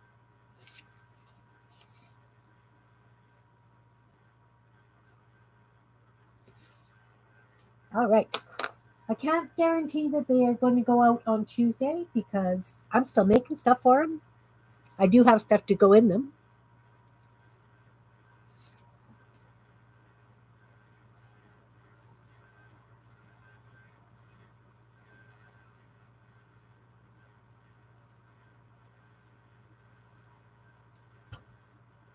That cricket sounds like it's right behind me, but I can't see him. Ugh.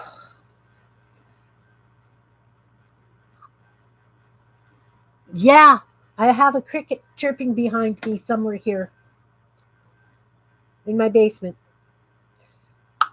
When we bought the house, the first year we were here, we had so many crickets in the house because for some reason when they built the foundation, they didn't put a sealant between the foundation and the trusses for the flooring or the joists for the flooring.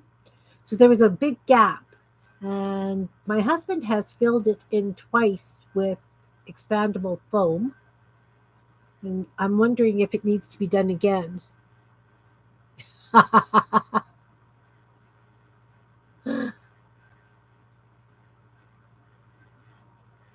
That's funny that you guys can hear them. My grandson slept down here last night, and he's got a thing about bugs. So I'm really surprised that he didn't say anything about the little friend down here. Okay. All right, all right. All right, all right. Three more, and then we can start decorating these. I don't know how we want to decorate them. They do stick out a fair bit. Um, and I will be putting them in the envelopes. For some reason, I can't put bulb pins or paper clips in envelopes to send down to the States. My post lady has a bit of a fit and says that uh, customs or the postal service down there doesn't want anything with metal from Canada in it. So, what I will do is decide what we're going to use for the dangles on this. Um, but I won't bulb pin it. I think I'll just do like these paper tassels that I have, and they've got thread, so they will dangle nice, but that will alleviate using the bulb pins.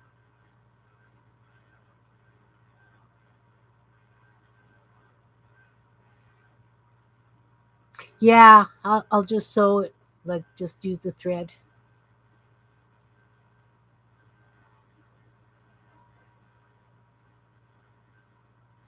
Oh no, found dead cricket.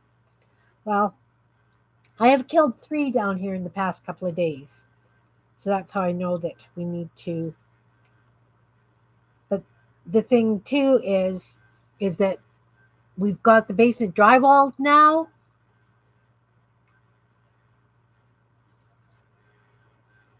but we do have T-bar ceiling, so he should be able to get to the foundation so that we can deal with it. Okay, three more, three more, three more. Find some more painted paper.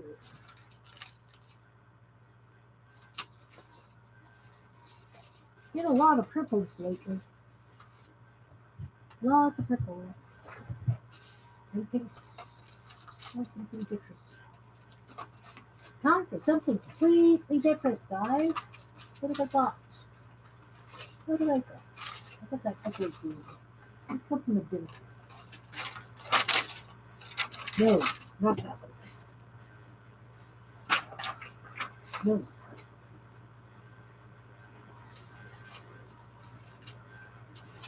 Okay, I got a green, greeny blue, and another greeny blue. Perfect.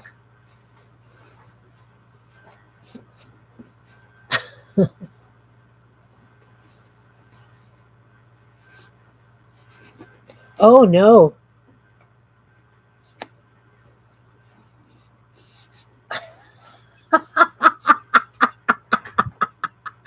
I like it, Belinda.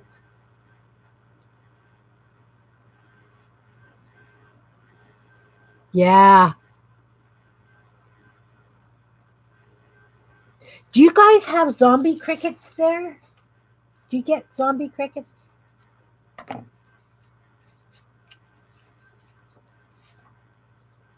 Mine in here are not zombie crickets because they're noisy. Zombie crickets don't chirp.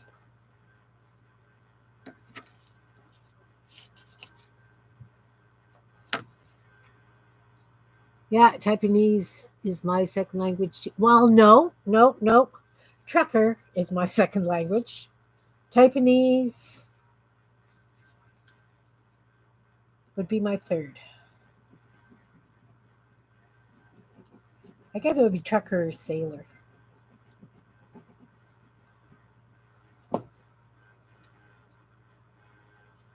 I do know the word you really wanted to say.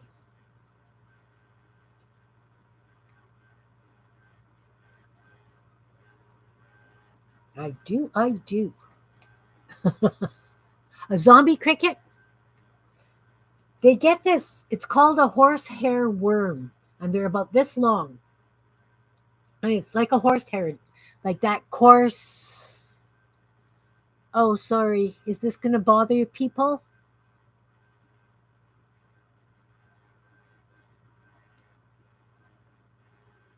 Okay, never mind.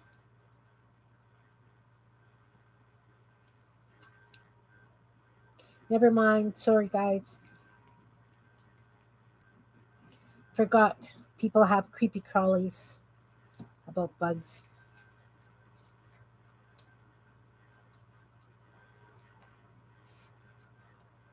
Okay, Anne.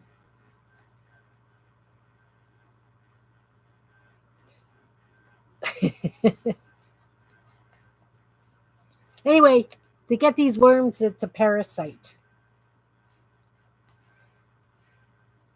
and it stops them from chirping.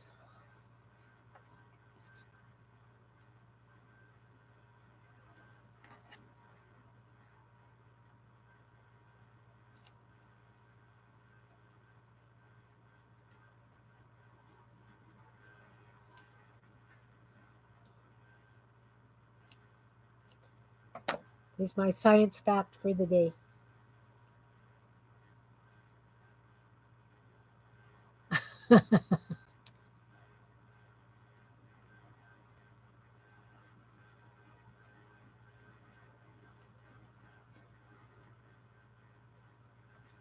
Okay, around the corners. Oh, that's ugly. Trim it. And poke the hole.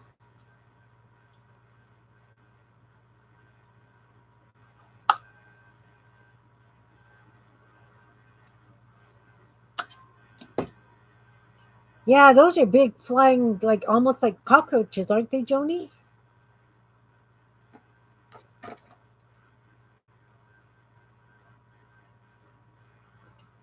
We don't have those here.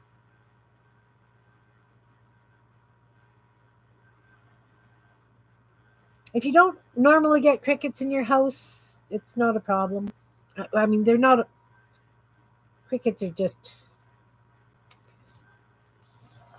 We live in farming country and get lots of. The worst, the absolute worst, was my kids were out playing and they come home and go, "Look, Mom," and they open up an ice cream pail full of grasshoppers in my kitchen. I was not amused at all.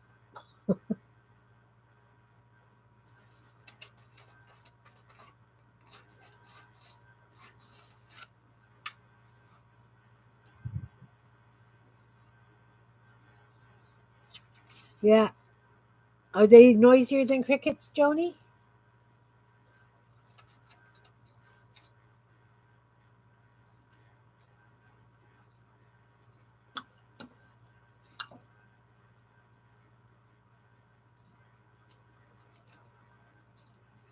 I guess you don't. I guess you don't. Loudmouths.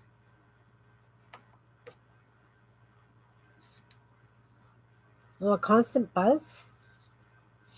Sort of like the computer fan beside me here.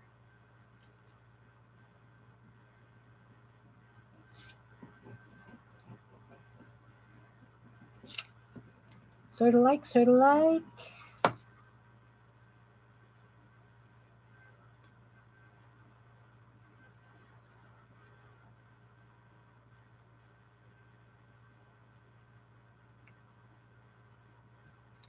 This is my granddaughter's grade 12 math. She had borrowed a desk from us, and then when she moved, she gave us the desk back and she left all her math in it. So it got turned into gel print paper. It's like a party? Oh, herds. Yeah, no. Crickets don't come out in herds.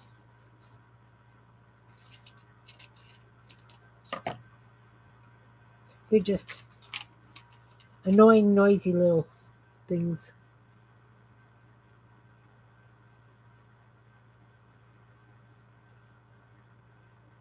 Oh, okay.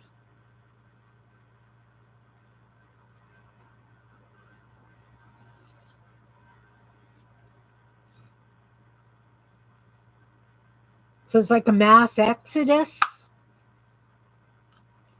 with them.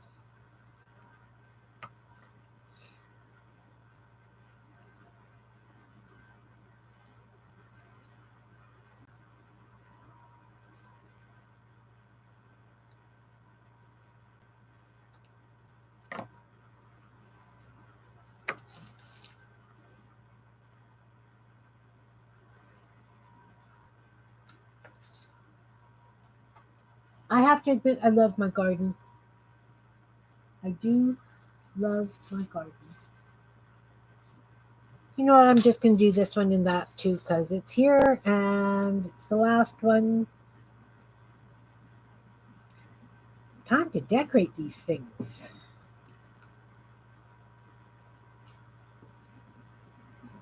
You know, if I had planned today, I don't normally plan until the morning, but because the grandson was sleeping down here, I wasn't down here to plan and put things together. So I'm very unprepared today, guys. I apologize. But we're getting it done. It's happening. We're doing it.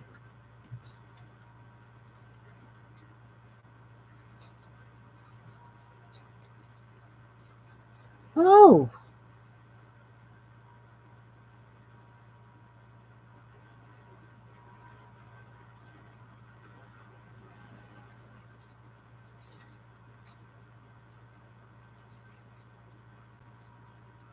yeah. Kids. Kids, kids, kids.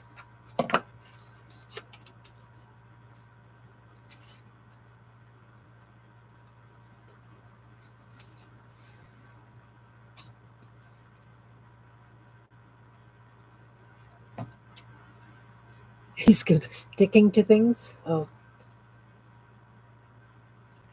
So they secrete something when they shed them? And then they stick to things? Is that how it worked?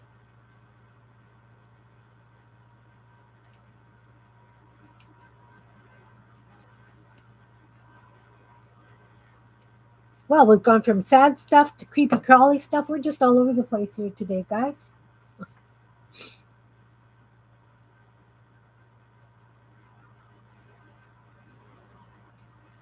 Let's talk food or something.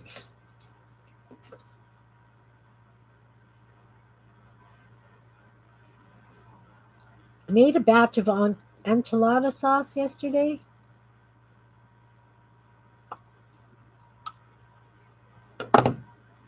Now I've got all this sauce that I need to figure out what to do with. Have any of you,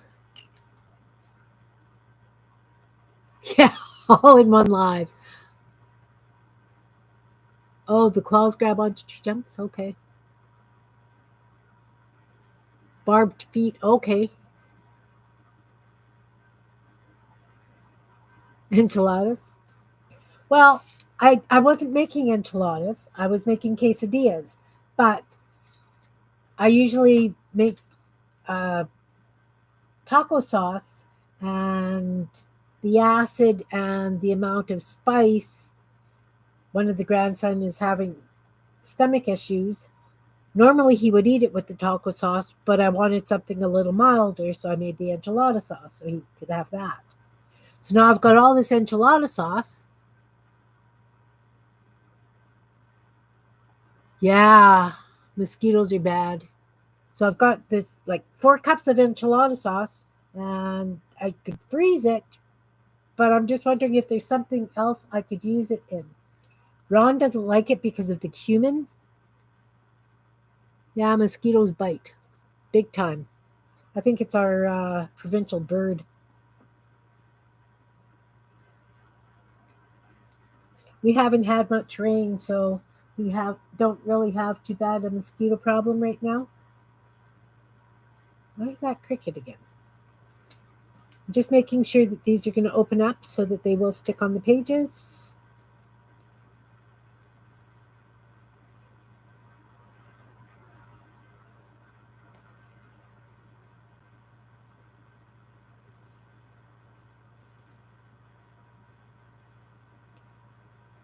This one's being stubborn.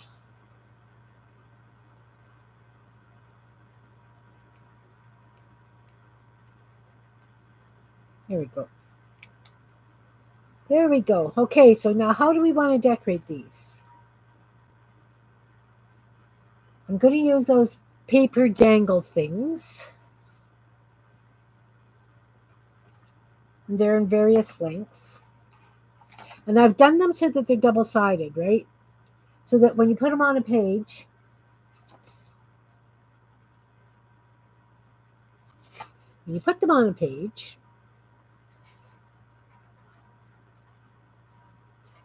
I figure just up to the hole,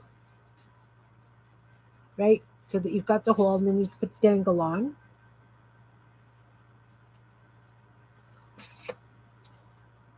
So it's like a little tassel thing. So I'm just going to decorate the top parts. No, I haven't. That sounds lovely. See, that I would eat, Ron would not. So I don't know how well you can see that. So there's the page tab. It sticks out quite a bit. How far does it stick out? Half an inch. So you'll have to put it on shorter pages or put it on the top of the page maybe because of the distance it sticks out. Um, so I'm going to use the paper dangles. But what do we want to put on the top?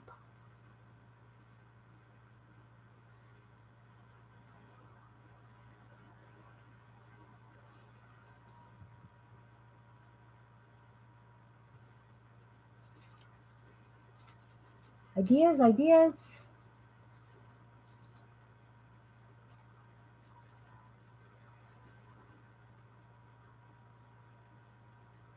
A doodle? We could doodle it. But how well is it going to show? Hmm. How about, you know what? I think I'm just going to paint a rose on it.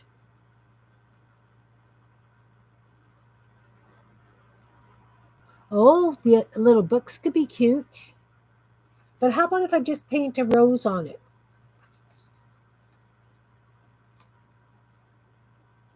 I'll put rose on each side, and because those are not going to take me that long to paint.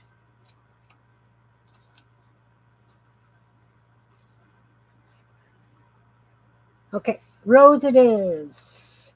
Half-inch flat brush. Gonna do some leaves. I've got this green paint here.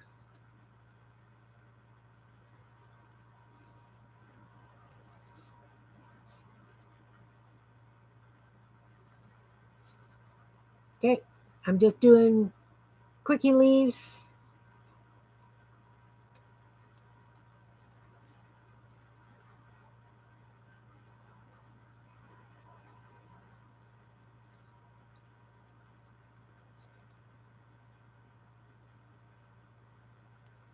Of course, I'm going to come back and doodle on the leaves to make them look like leaves.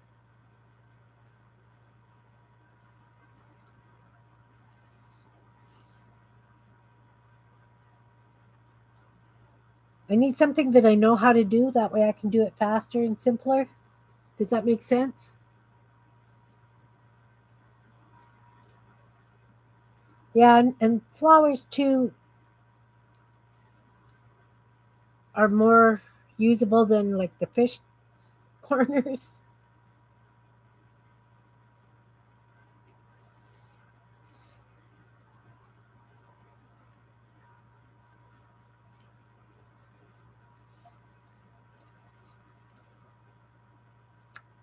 I didn't add another color to this green, so the leaves are very flat looking. I will come back with a yellow pencil crayon and add some bit of a highlight to it.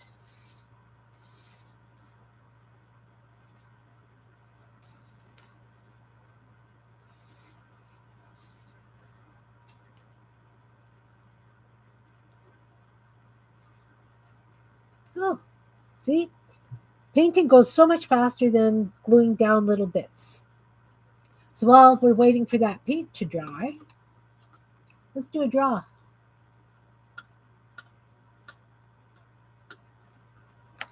Let's do a draw. Let's go between 1 and 10. Welcome back, Stacy. Perfect time for a draw. We're going to do between numbers 1 and 10 this time.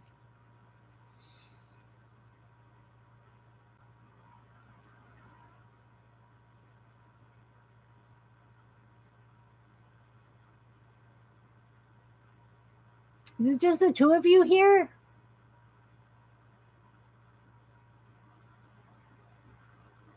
Belinda, you already won one.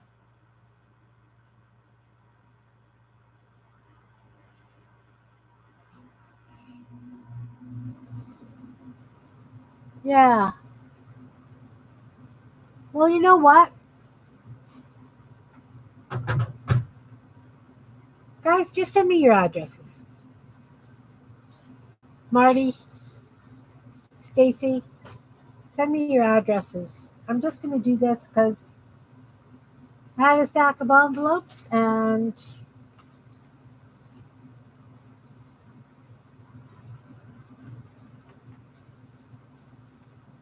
I still have a couple left.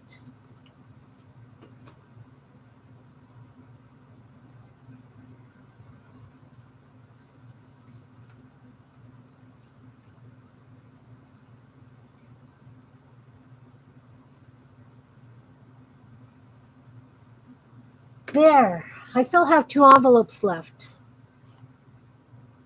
Oh, thanks, Anne.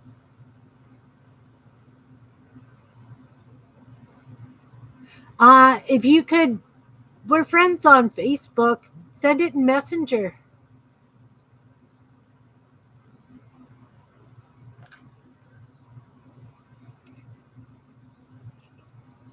Dry enough.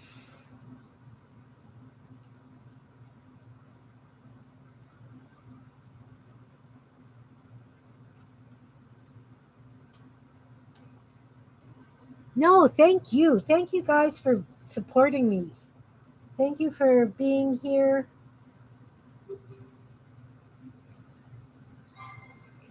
I really appreciate you guys. Really, really do.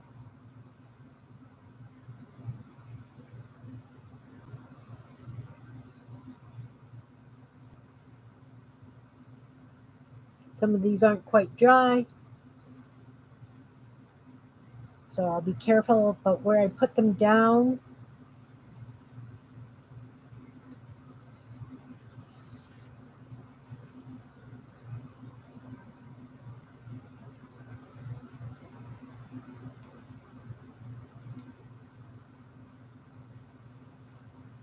Stacy, I still owe you that picture as well. I just haven't gotten around to it. It's on my list of things to do. So I will get it done and put it in your envelope.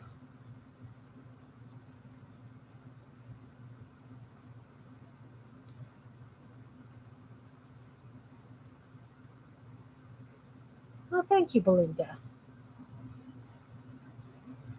I hope that these little things that I'm doing are inspiring you.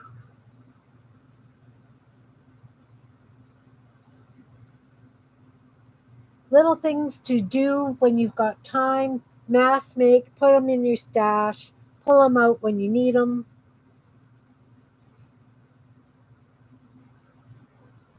A little bit of whimsy, a little bit of something that, and when you do it yourself, nobody else is going to have that. You know, I mean, I appreciate kits and all the work people put into them. They're beautiful. And I know that kits allow you to do things your way, which is awesome. Really is.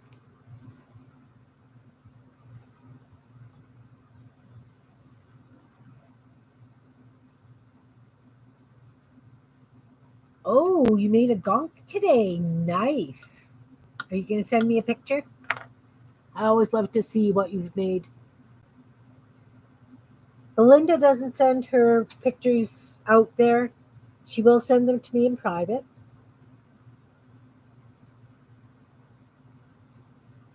I appreciate the fact that she does that.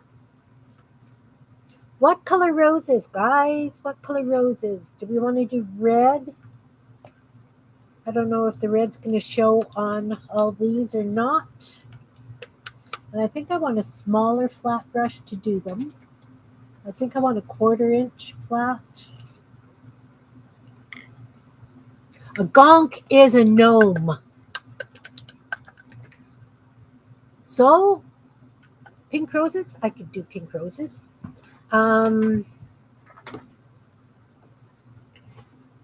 Gonks are, they look like gnomes, but they got a whole different story behind them. I have a very pale pink. I'm going to add a little bit of red to it. And gonks are around Christmas time.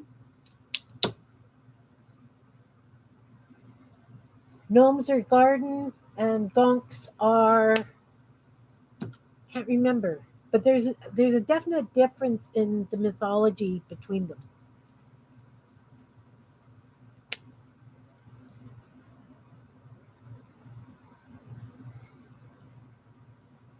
Because I was making gnomes for Christmas, and somebody corrected me and told me they were gonks. So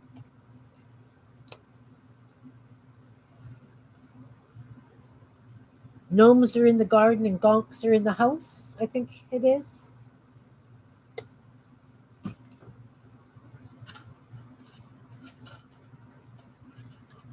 Yeah, they're all related. I think that gonks are Danish mythology or something. I don't I don't remember correctly. I looked it up when I was doing my live because I wanted to be sure that the ones, oh right, gnomes have eyes, gonks do not.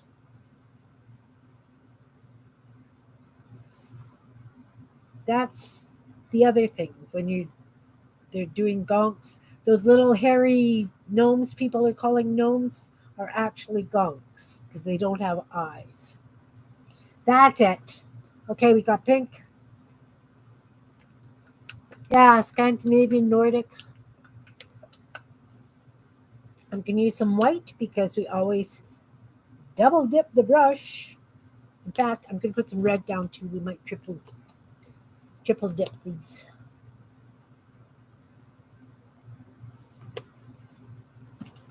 Okay, so we're going to get some red,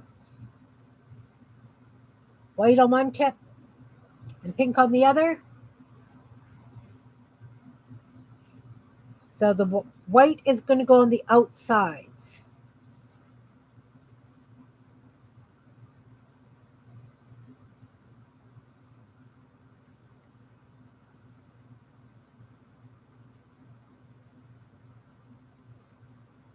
I didn't do a red center. That's okay.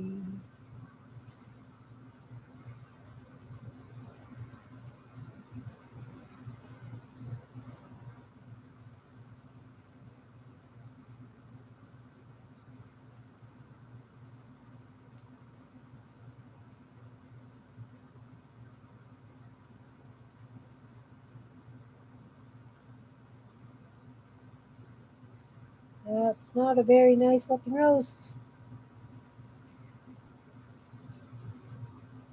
Goodness.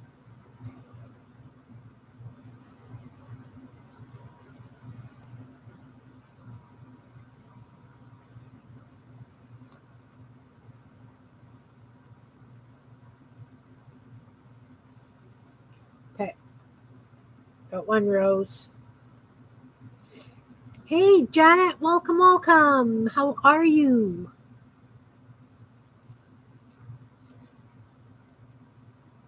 So we're going to put a red center down. Then we're going to do the pink and white around.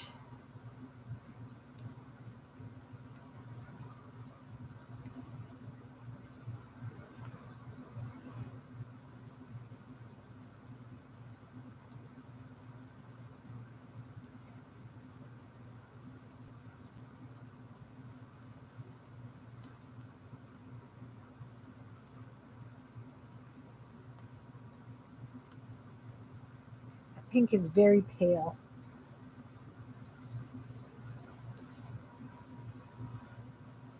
I am just making page tabs.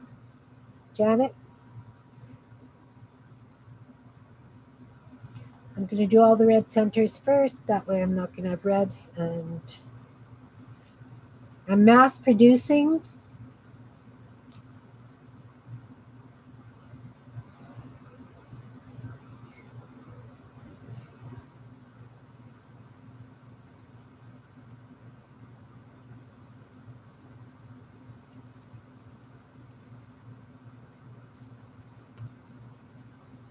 Mass producing these things because I can.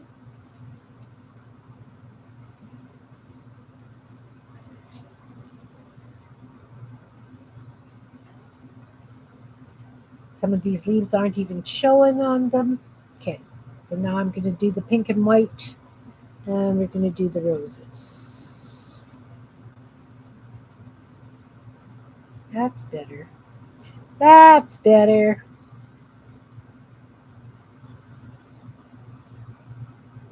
I'm using a 1/4-inch brush.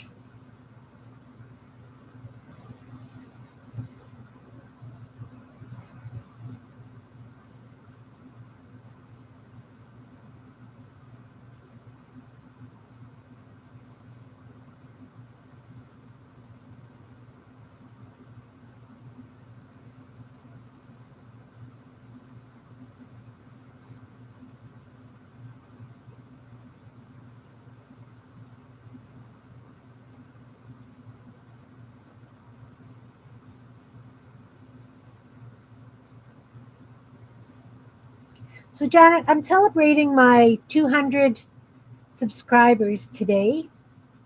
And so I'm going to be sending out envelopes to the people here with some Kimbits in them. So I'm going to send you one. I have your address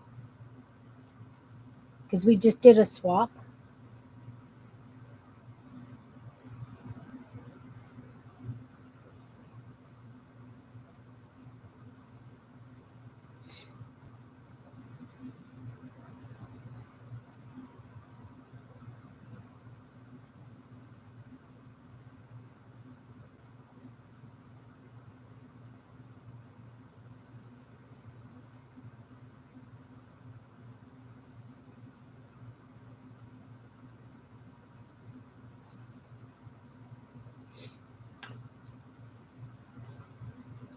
And I was kind of hoping to get a little bit more done than I did, but I wasn't as prepared as I had planned on being today.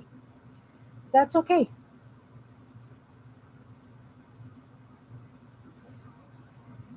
My grandsons decided they wanted to spend the night, so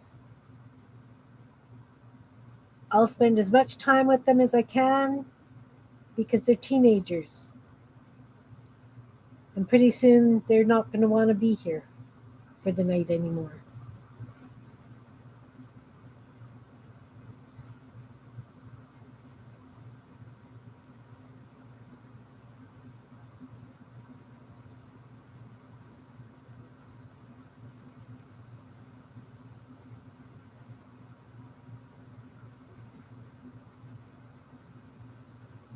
I'm glad you guys are here to celebrate with me.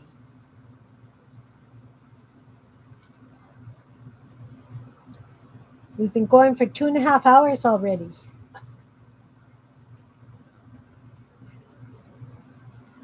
And I know that some of you need to go and make Sunday dinner. I understand. All's good.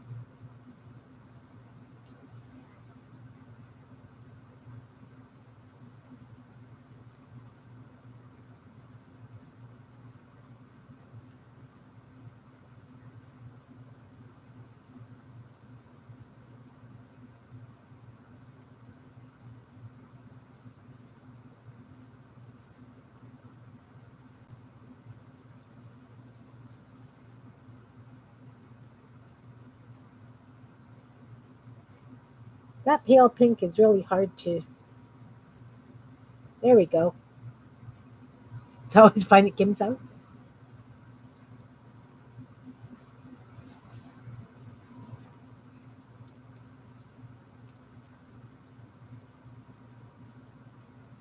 Janet is going to be visiting her brother who lives in a town 10 minutes from me.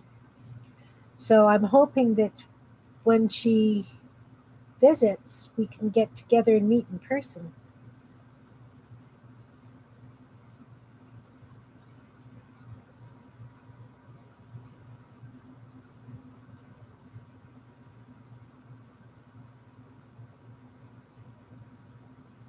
He actually lives in the town where those grandsons that were here last night live.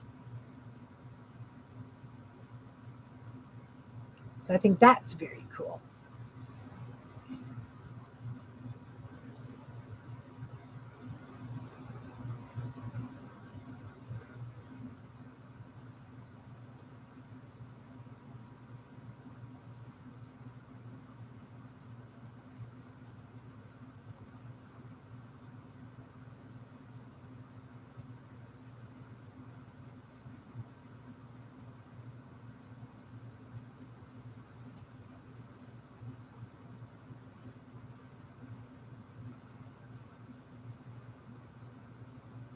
Yeah, and I'm hoping that Barbara and Sherry can join us because Barbara just lives in about 40 minutes away from here. Her and Sherry. So I think that could be kind of fun. It'd be nice to be able to do a live with all of us, not necessarily creating together, but just visiting and having coffee and including all you guys wherever you are.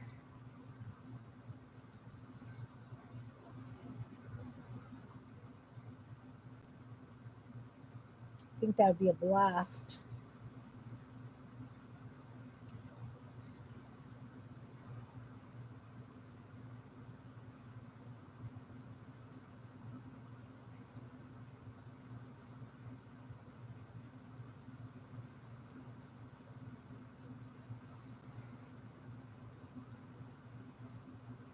I have to admit, I'm not as fond of these pink roses as I am of doing red ones. It doesn't seem to flow as. I mean, it's got. It's me. Never mind. It's me. So I showed you guys how I do these roses on one of my last few lives.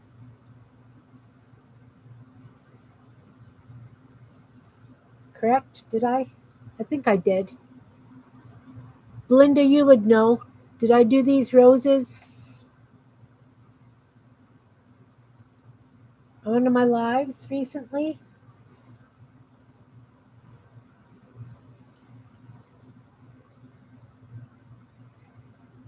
I mean, I can always give instruction again on how I did them.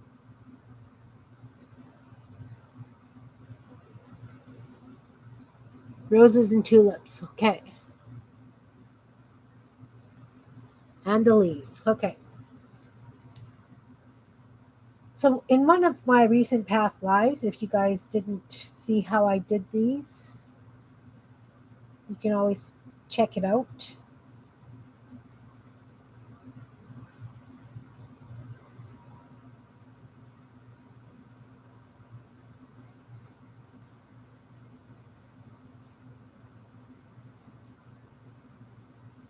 Not much of the leaf is showing. I don't know how much I need to do.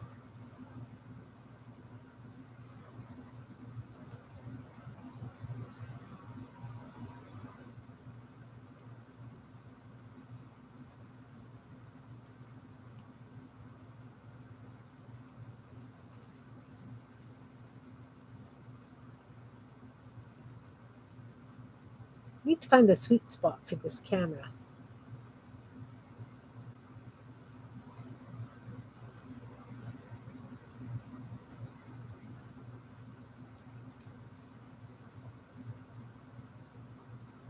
So again, these are just little page tabs.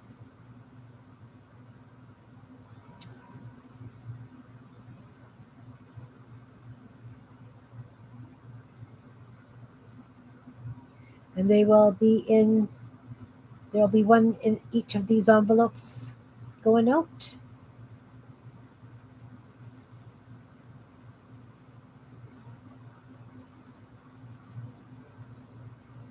Along with some other goodies.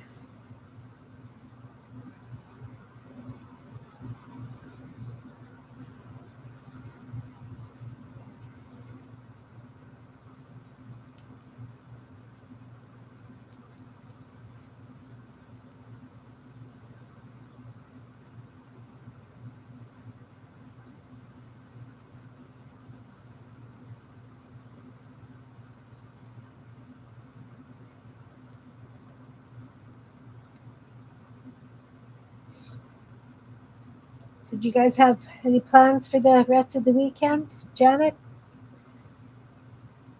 Like, I know it's a long weekend for you because it's a long weekend for me.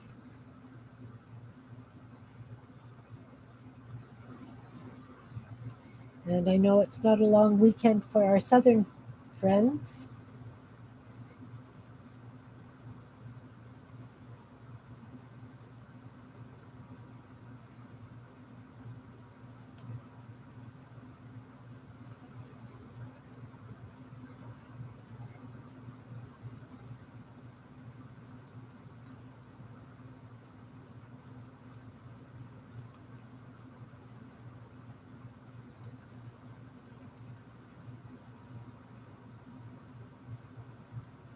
Okay, so these are still really wet.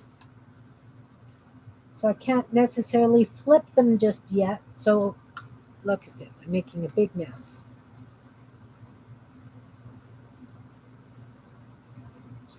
I will put some yellow on these leaves and I really have to only have Crayolas in here.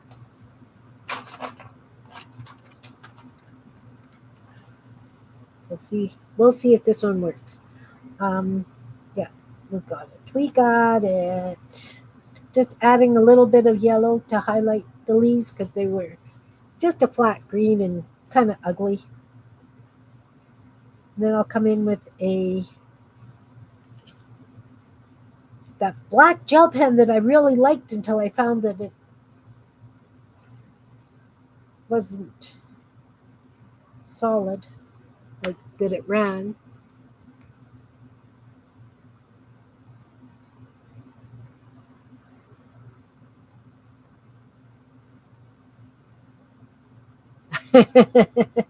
Yeah, Marty, you're kind of far.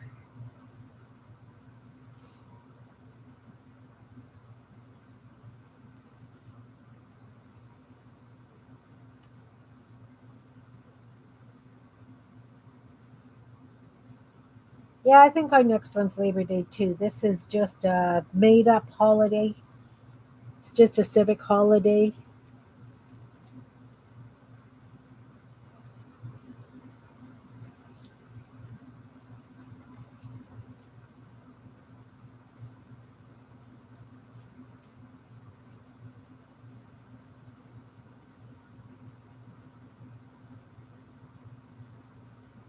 Quarter Canadian, woohoo! So is that like your left leg or your right leg or arm?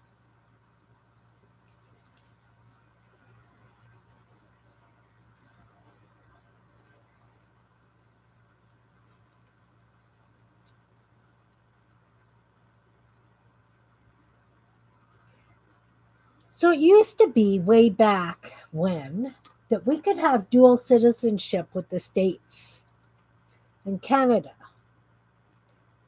And I just wondered if anybody has that.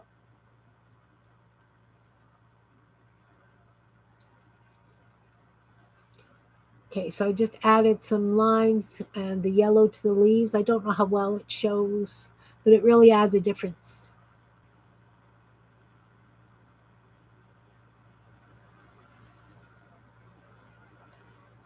Yeah, we've pretty much got one a month, don't we, Janet?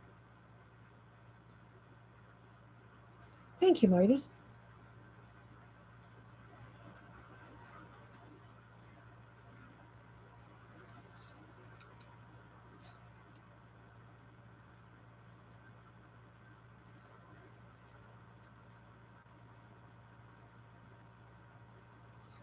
That one's kind of goofy looking.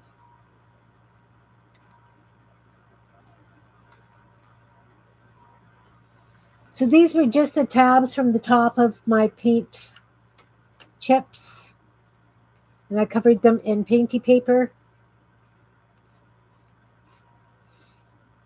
and made page tabs out of them.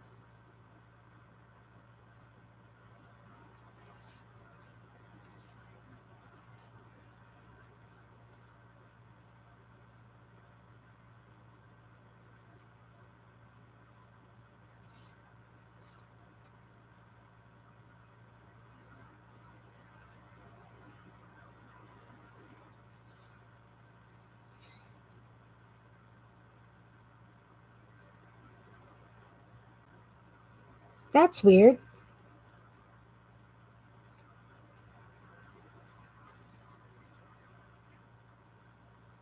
I don't think I have a full sibling that I could compare my ancestry with. I was scooped, and my birth siblings, I think I had a different father than, well, I know I had a different father according to ancestry than they did.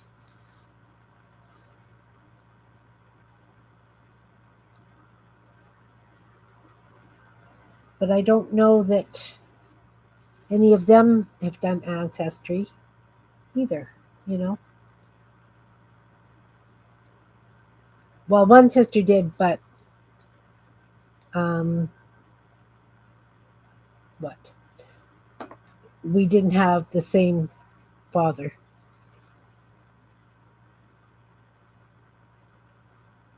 Yeah, it's weird, isn't it?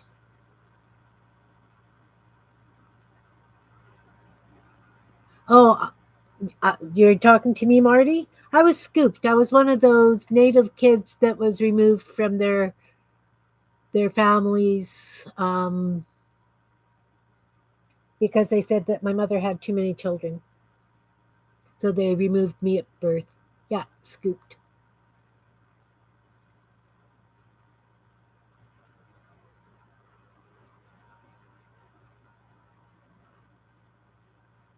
Yeah, okay. Yeah, it's you know, indigenous people here are, you know, well, it's everywhere, right?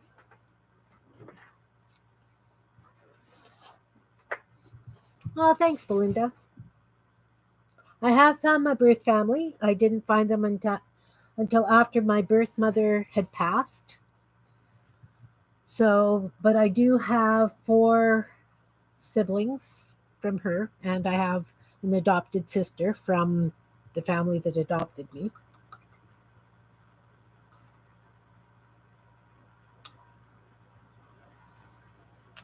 So it's interesting. And I mean, for me, it's really difficult because I was raised middle class white, and so my native heritage, even though I feel very strongly to a lot of the cultural things, like it just makes my heart sing. I feel like I'm walking in two worlds. So yeah, everywhere, different different methods.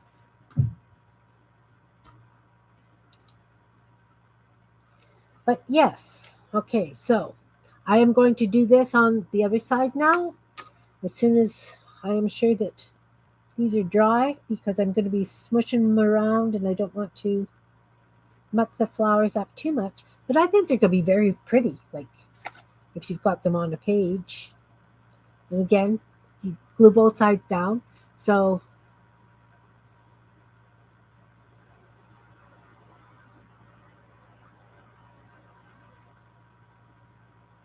Yeah, exactly, Marty.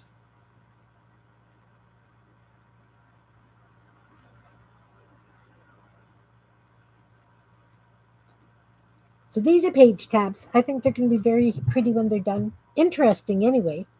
And they're all individual. Like, because it's hand painted, there are no two the same.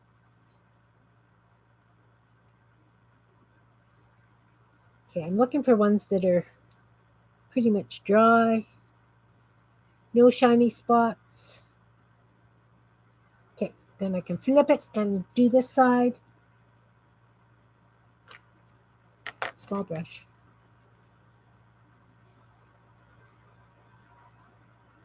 So as I say, these are going to be in your envelopes because you watched me do them.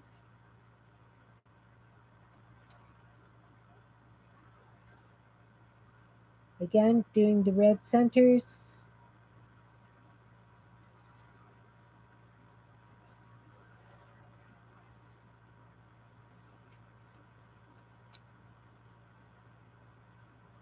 Yes, I'm Cree. My background is Cree.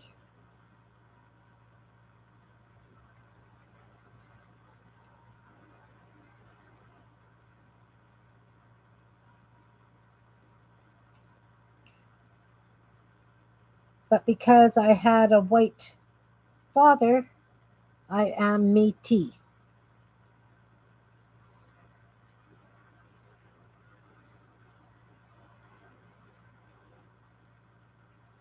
Ooh.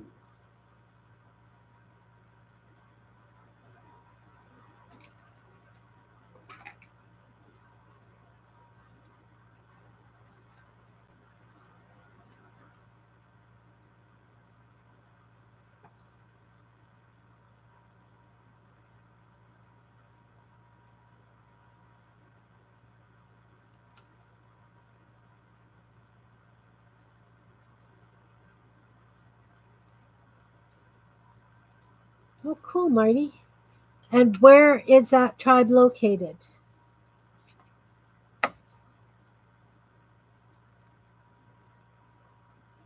I didn't trim this one down.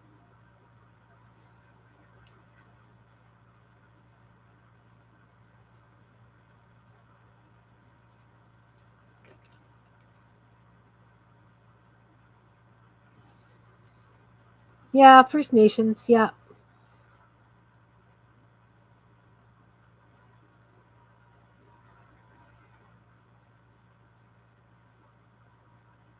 Okay.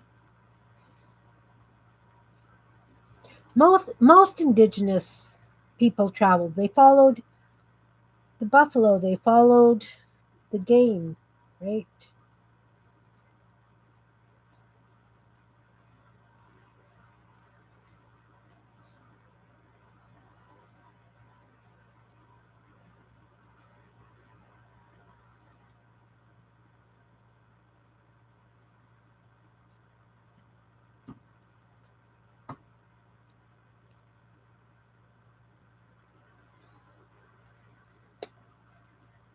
Well, evidently, my grandmother came to Winnipeg, or my great great grandmother, whatever, when there were only five houses there.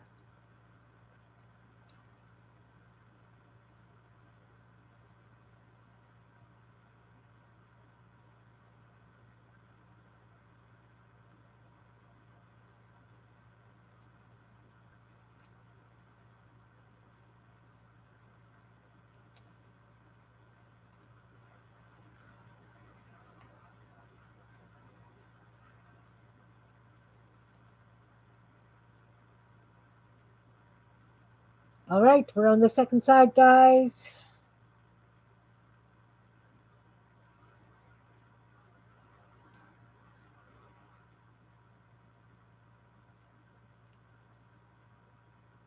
Need my white.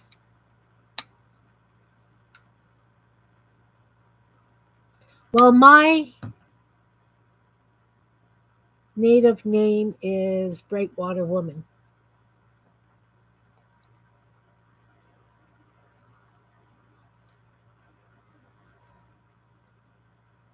which is kind of funny because I love paint, right?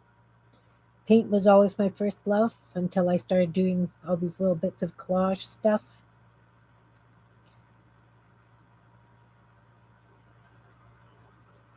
I thought that was really interesting that an elder who didn't know me from Adam gave me the name.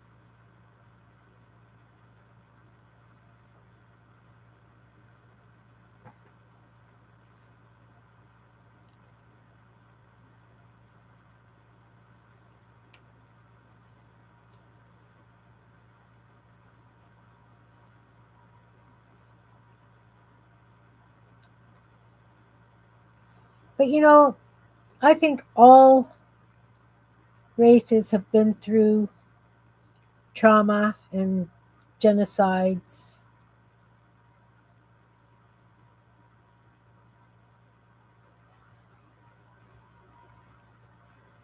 Between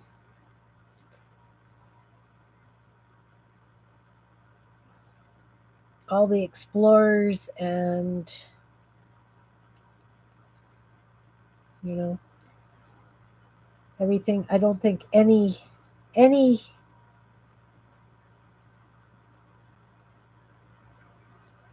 because I mean, even you look at Ireland and Scotland, and they went through a lot of trauma at the hands of the British.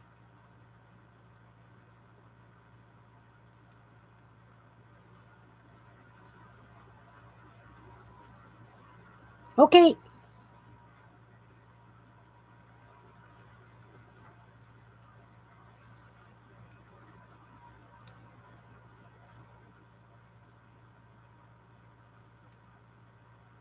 tiny works of art. I like playing with tiny things like this. I don't know. I mean, I have done murals. I've painted murals. I've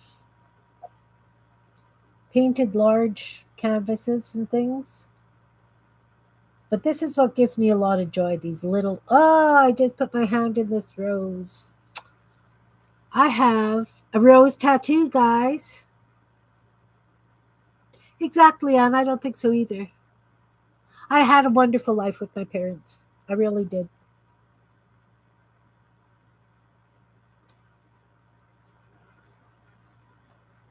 I was very, very fortunate compared to a lot of others. And so many other kids that were scooped, they were sent down to the States and elsewhere. I grew up about 10 blocks from my birth family. Yeah, it was a lovely tattoo. The girl with the rose tattoo.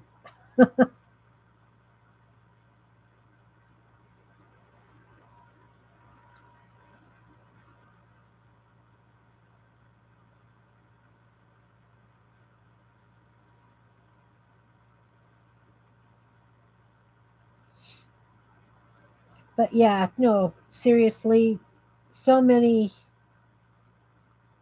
conquering people because they wanted things done their way.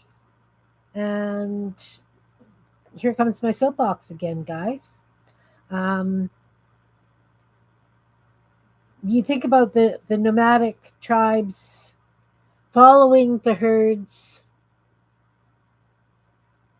and then the settlers come in and say, no, you have to farm this land. You can't roam. You can't follow the herds.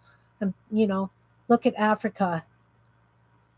They followed the herds. They were very nomadic, and farming didn't work for them.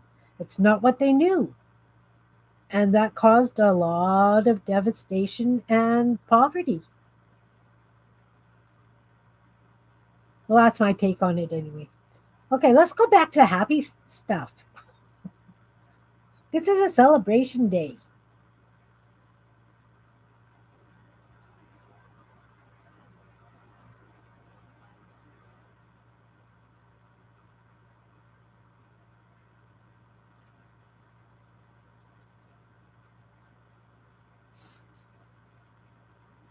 Yeah,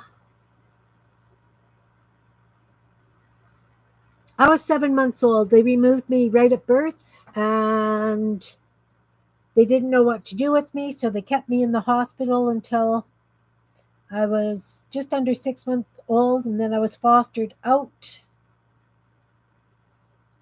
And evidently, my birth mother used to go to the hospital every couple of days and demand why her baby was still there. I was one of the first that were scooped, but she was a single mom, and she already had three kids. And my sister, who is 3 years older than me, said that she was slated to be scooped as well, but our grandparents hid her so that they couldn't take her.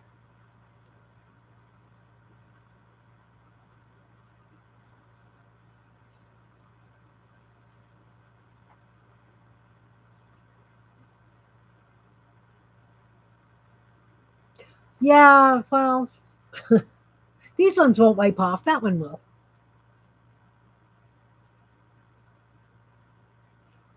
I've agreed to go and get a tattoo, matching tattoo with my younger daughter. She saw Audrey 2 from the movie Little Shop of Horrors. And that's one of our favorite movies and plays. Like we've seen it both um, in theaters and live play. So I agreed to go and get a Little Shop of Horrors tattoo with her.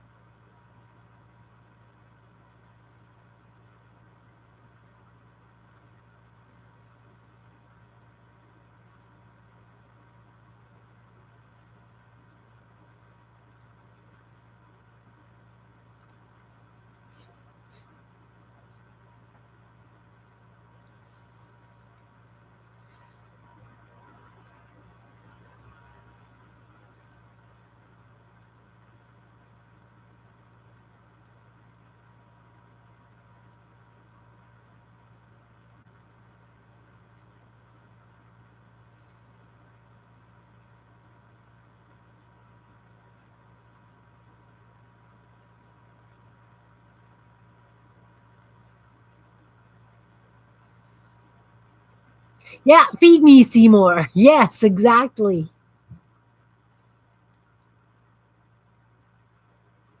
Why am I the coolest grandma in the province?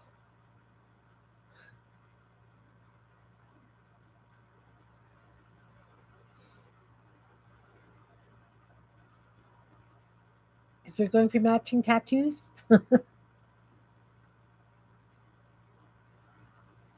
I consider it art. Like, to me, tattoos are art. I would have a bazillion of them if I could afford it.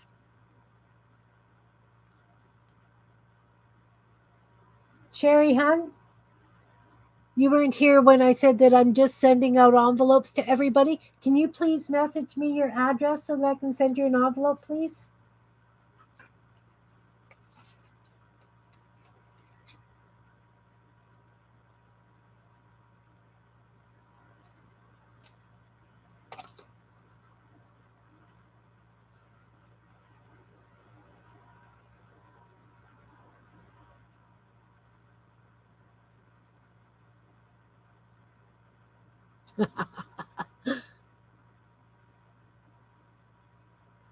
Okay, Belinda, take care, hun.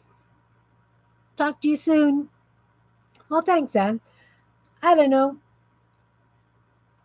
I think because I didn't have, I mean, my dad's parents passed when I was young, and they were lovely, lovely people, sort of. Um, and my mom's parents lived in England.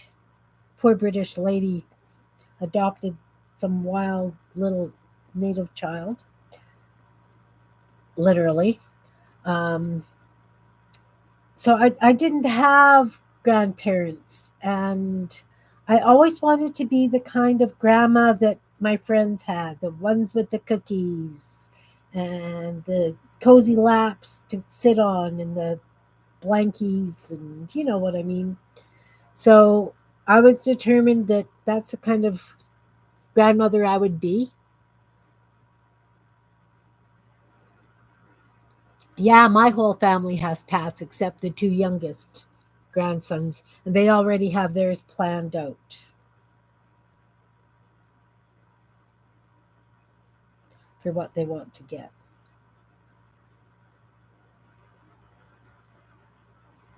which all could change, of course, because they're only 14 and 12.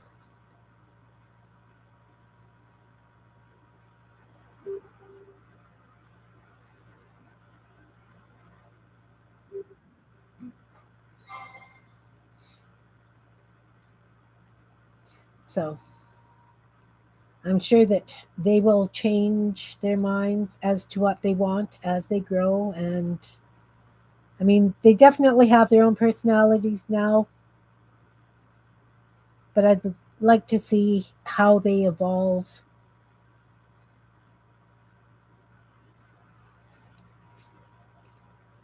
become all grown up.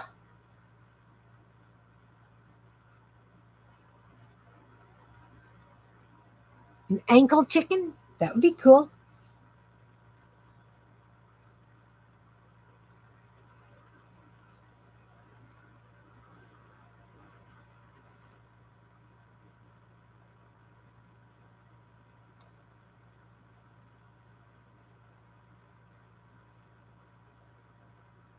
So these page tabs you will be able to see from both sides, of course. The dangle will probably only hang on one side, but that's okay.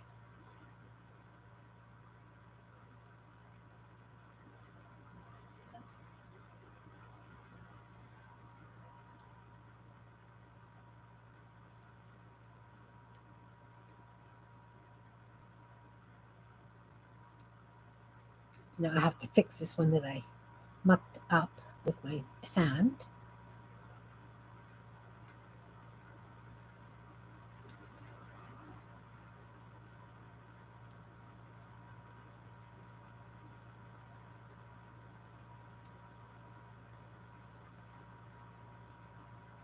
All right. So those are all done. I just have to do the outlines and put some yellow on the leaves.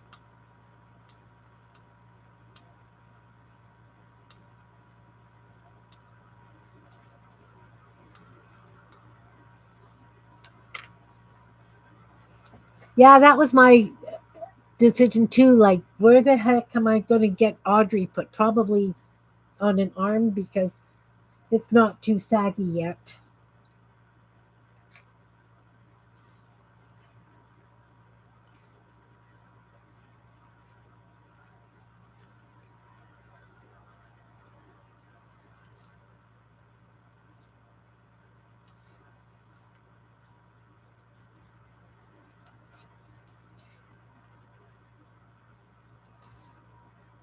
See, normally I would have used a double color paint for the leaves the way I do,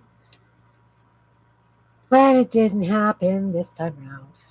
So pencil crayon works really nice over acrylic paint, as you guys know. So this works too.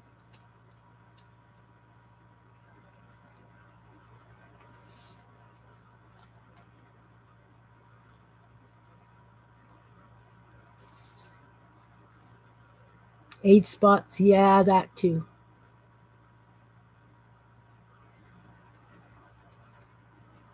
A bracelet would be pretty.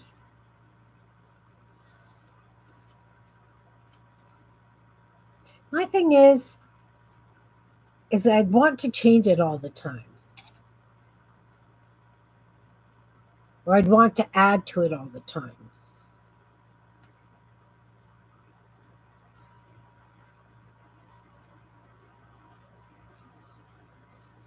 Okay, so this one's done. I don't know if you can see the leaves. Just a little bit of shading. I just did a center vein.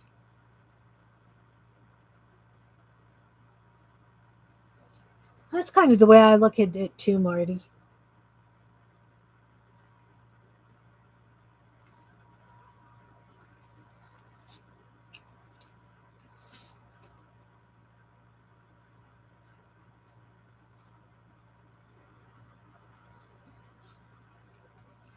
I think these turned out quite lovely, guys, if I do say so myself.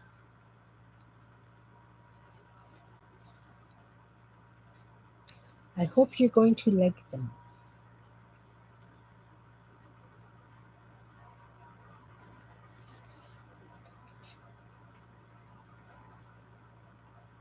Oh, that would be lovely.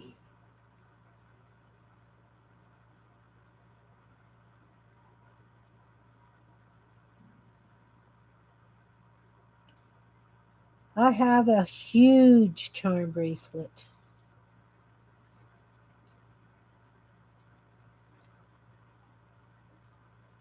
Weighs a ton.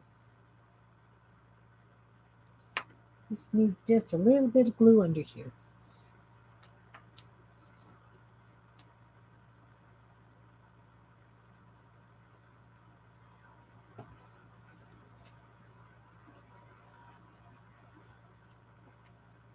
Yeah, that would be a great idea.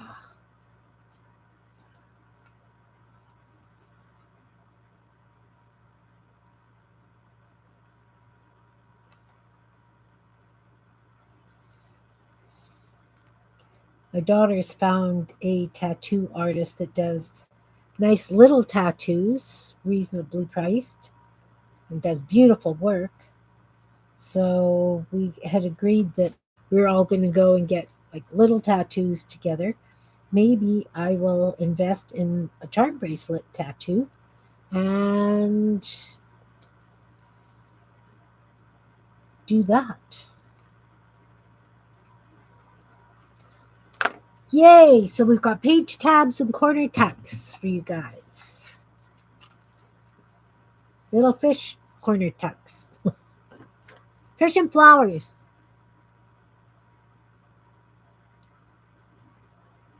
I have two daughters, Janet.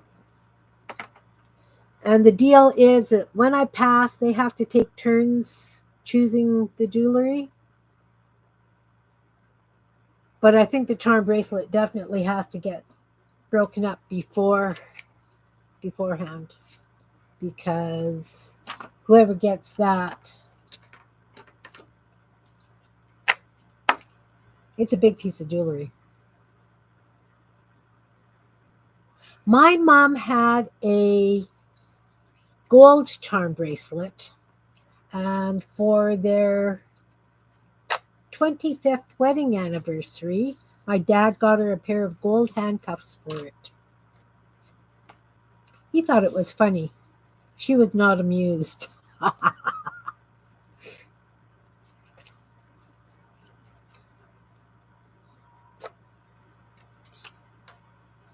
I thought it was funny.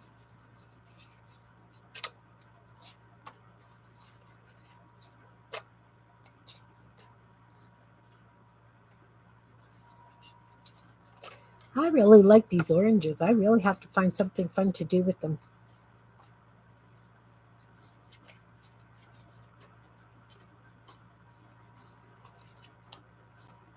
I would have laughed too.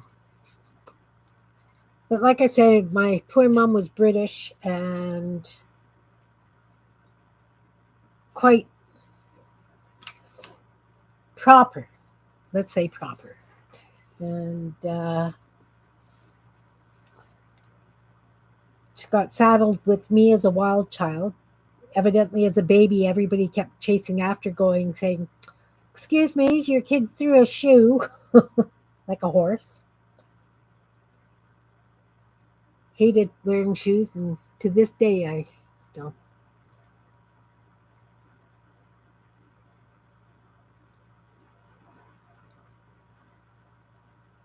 Awesome. Yeah, see, my girls don't wear that kind of jewelry.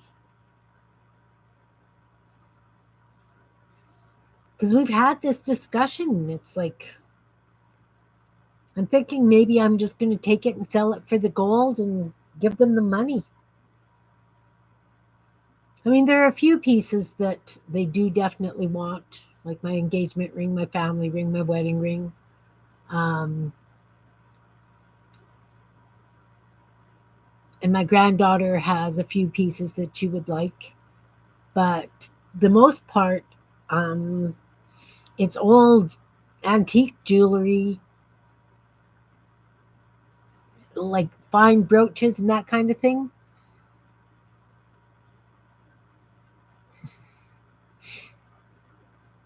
Yes, Halloween is coming.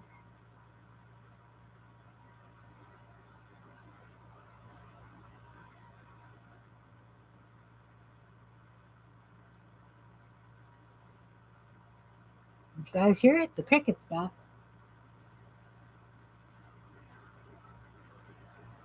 Almost sounds like he's in the bathroom. I will need to go and look. Yeah, take it with me. I could, but it would just be a big molten mass at the bottom of the furnace. You know what, Anne? A lot of people don't want it.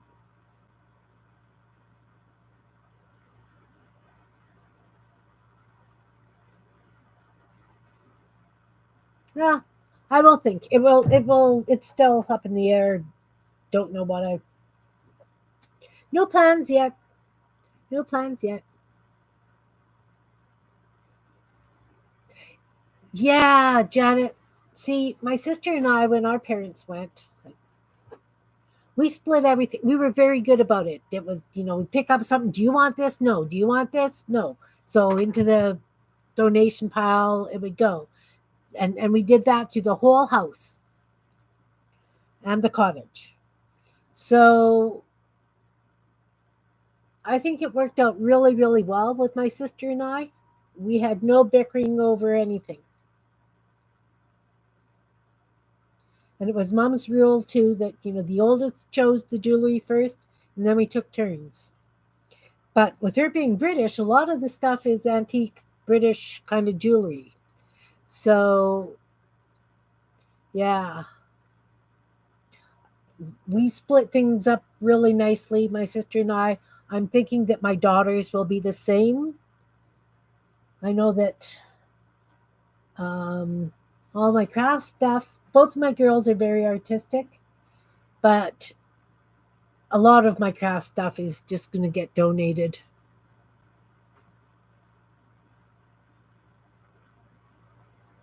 Yeah, it's just my sister and I that split, so that wasn't any problem.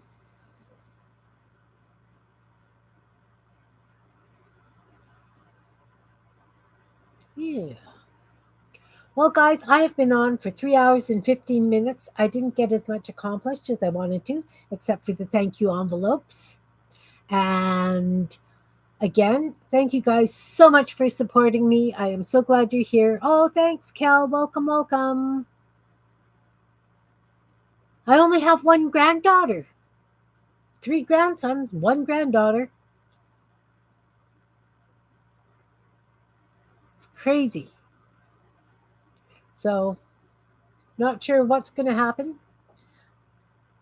Not sure, not sure. Well, thank you guys. Take care. I will see you on Tuesday. Um, and have a wonderful rest of your day. I might have great grandbabies. I might. I don't know when it could happen, but yep, I do. I love them all. So take care, everyone. Thank you for popping in, Cal. I'm going to send you a little thank you envelope, and I will see you guys Tuesday. Thanks again. Appreciate you all. Hope I inspired you to play. Bye now.